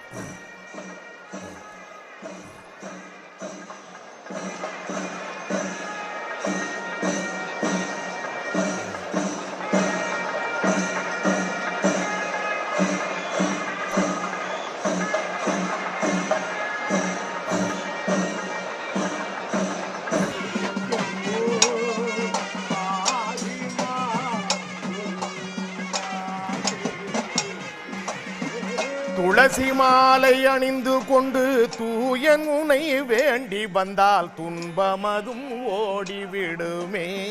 ஐயன் ஐயனே துன்பமதும் ஓடிவிடுமே. பக்தியோடு நோன்பிருந்து சத்தியமாய் வேண்டி வந்தால் பாவமதும் பறந்து போகுமே. பூர்வ ஜென்ம பாவமதும் பறந்து போகுமே.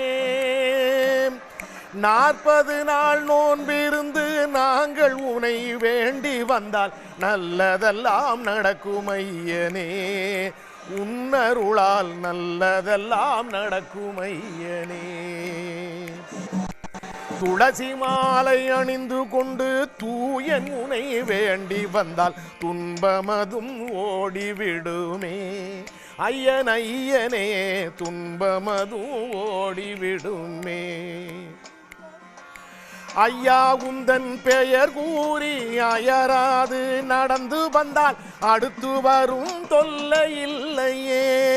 ஐயன் ஐயனே அடுத்து வரும் தொல்லை இல்லையே. இருமுடியை ஏந்தி நாங்கள் திருவடியை கண்டு வந்தால் இருமுடியை ஏந்தி நாங்கள் திருவடியை கண்டு வந்தால் மறுபடியும் பிறவி இல்லையே. எங்கள் சாமி மறுபடியும் பிறவி இல்லையே.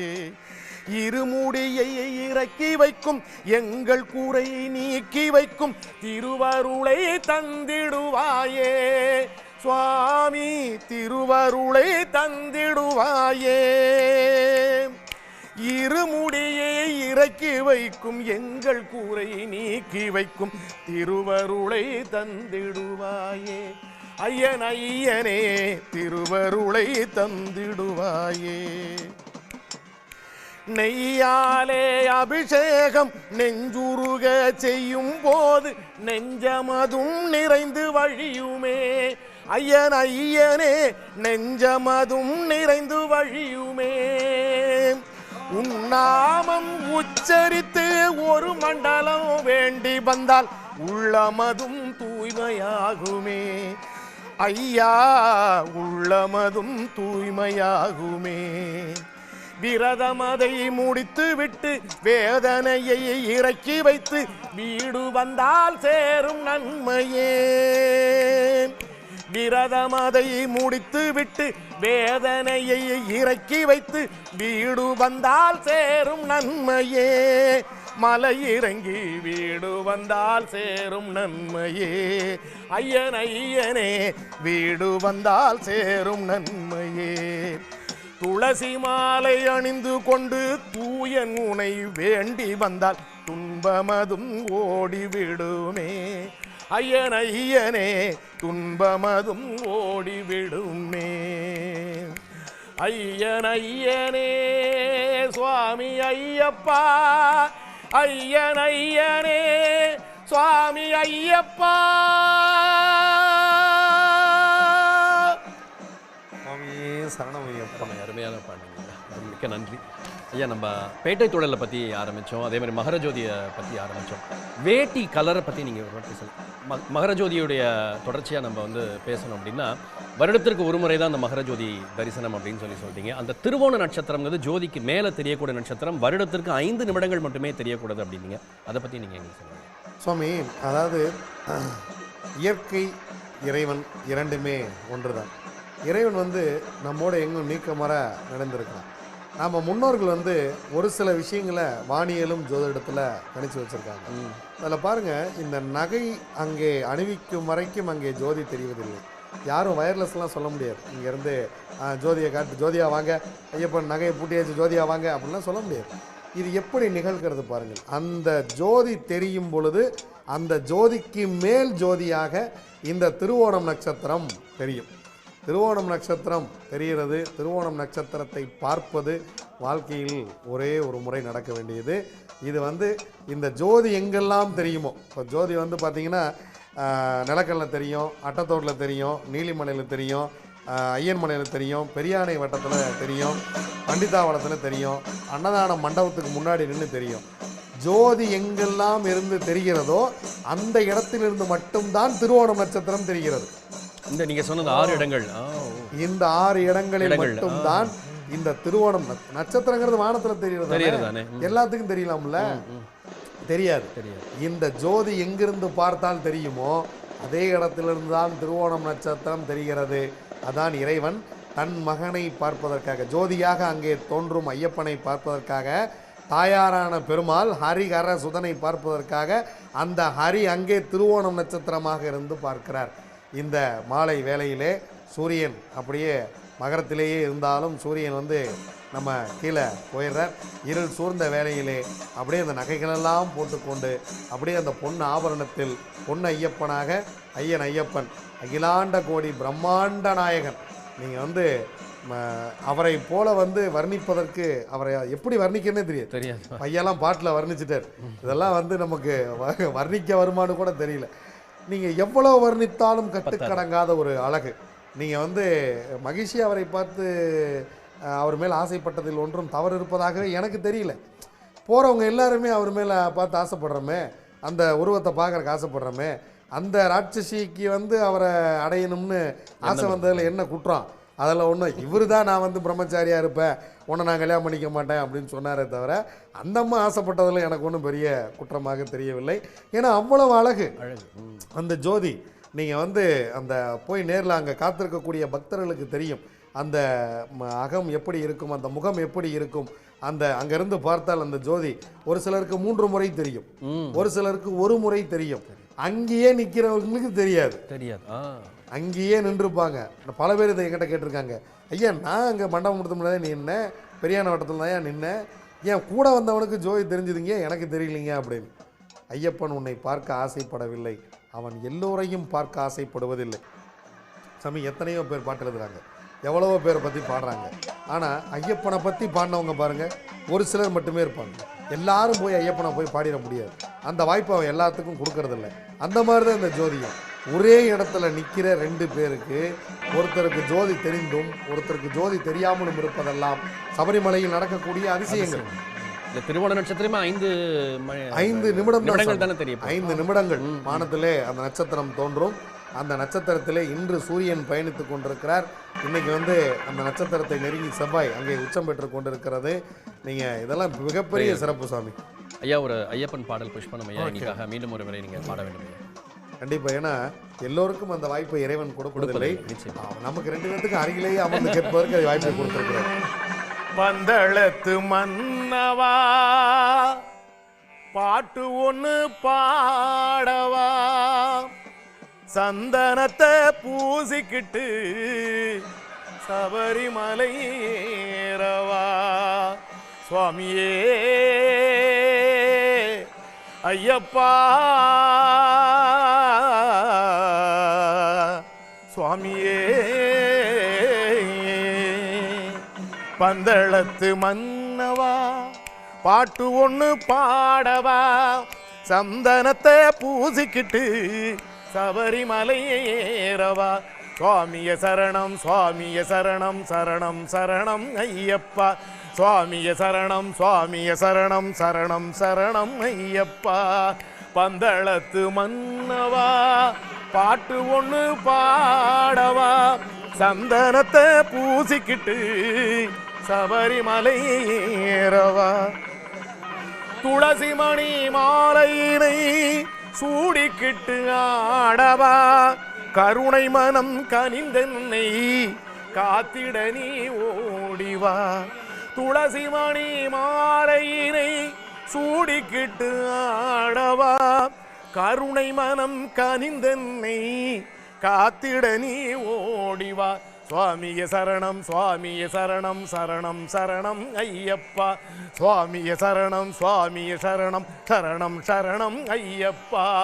பந்தளத்து மன்னவா பாட்டு ஒன்று பாடவா, சந்தனத்தை பூசிக்கிட்டு சபரிமலை ஏறவா, ஹரிகரனின் புத்திரனே அருகில் இங்கு ஓடிவா, அறிவொளியை தந்தென்னை அன்புடனே ஆளவா, ஹரிகரனின் புத்திரனே அருகில் இங்கு ஓடிவா, அறிவொளியை தந்தென்னை அன்புடனே ஆளவா, சரணம் சரணம் சுவாமிய சரணம் சுவாமிய சரணம் ஐயப்பா, சரணம் சரணம் சுவாமிய சரணம் சரணம் சரணம் ஐயப்பா. பந்தளத்து மன்னவா பாட்டு ஒன்று பாடவா, சந்தனத்தை பூசிக்கிட்டு சபரிமலை ஏறவா. எந்த நொடி வேண்டுமானாலும் மகரஜோதி தெரியக்கூடிய ஒரு நிமிடங்கள்ல காத்திருக்கிறோம். எல்லாருடைய ஆவல் ஐயன் வர காத்திருக்கிறார், நாம் அதை பார்ப்பதற்கு காத்திருக்கிறோம். ஐயா, மகரஜோதியை பற்றி பேசும்போது மகரஜோதியை தவிர்த்துட்டு மற்ற மாதங்கள்லையும் போகக்கூடிய அன்பர்கள் இருக்கிறாங்க. மகரஜோதிக்கு எங்களால் போக முடியல. ஏன்னா நீங்கள் சொன்ன மாதிரி சிகரம்ங்கிறது மகரஜோதி தான். ஜோதியை போய் பார்க்கறது தான் மிக முக்கியமான ஒரு நிகழ்வாக பார்க்கப்படுகிறது. மகரஜோதி பார்க்காம மாதத்தில் 5 நாட்கள் கூட ஐயப்பனை போய் பார்க்கக்கூடிய வசதிகள்லாம் இன்னைக்கு ஏற்படுத்தப்பட்டிருக்கு. முந்தைய அது மாதிரியான விஷயங்கள் இல்லை இல்லையா? தமிழ் மாதத்தில் 5 வரக்கூடிய மாதங்கள் நாட்களில் வந்து போய் ஐயப்பனை பார்க்குறோம் இல்லையா? தமிழ் மாதம் மலையாள மாதம் 2 ஒன்று தான். ஒன்று தான். நீங்கள் மலையாள மாத பிறப்பும் தமிழ் மாத பிறப்பும் ஒன்று தான். நமக்கு சித்திரை ஒன்றுனா அவங்களுக்கும் சித்திரை ஒன்று தான். மாதத்தில் முதல் 5 நாட்கள் நீங்கள் வந்து சுவாமிக்கு வந்து வழிபாடுங்கிறது ஒரு குறிப்பிட்ட காலம் கழித்து பின்பு தான் அது வந்து ஆரம்பிக்கப்பட்டது. ஏன்னா இப்போ வந்து தரிசிக்க முடியாதவர்கள், ரொம்ப கூட்டமாக இருக்கிறவங்க, ஒரு வெளிநாட்டிலேருந்து வர்றவங்க, அந்த மாதிரி வந்து விஷயங்களுக்காக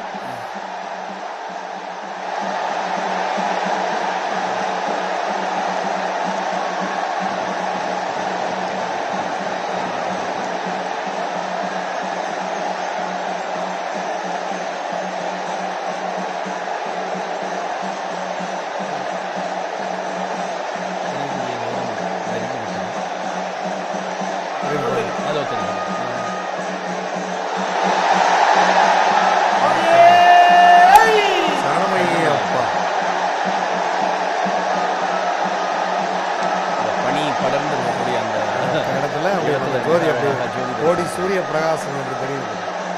சரணம் சரணம் என்ற ஒலி வானை பிளக்குது, சபரிமலை ஐயப்பனின் ஜோதி தெரியுது. சரணம் சரணம் என்ற ஒலி வானை பிளக்குது, சபரிமலை ஐயப்பனின் ஜோதி தெரியுது. சுவாமியே ஐயப்பா ஐயப்பா ஐயப்பா.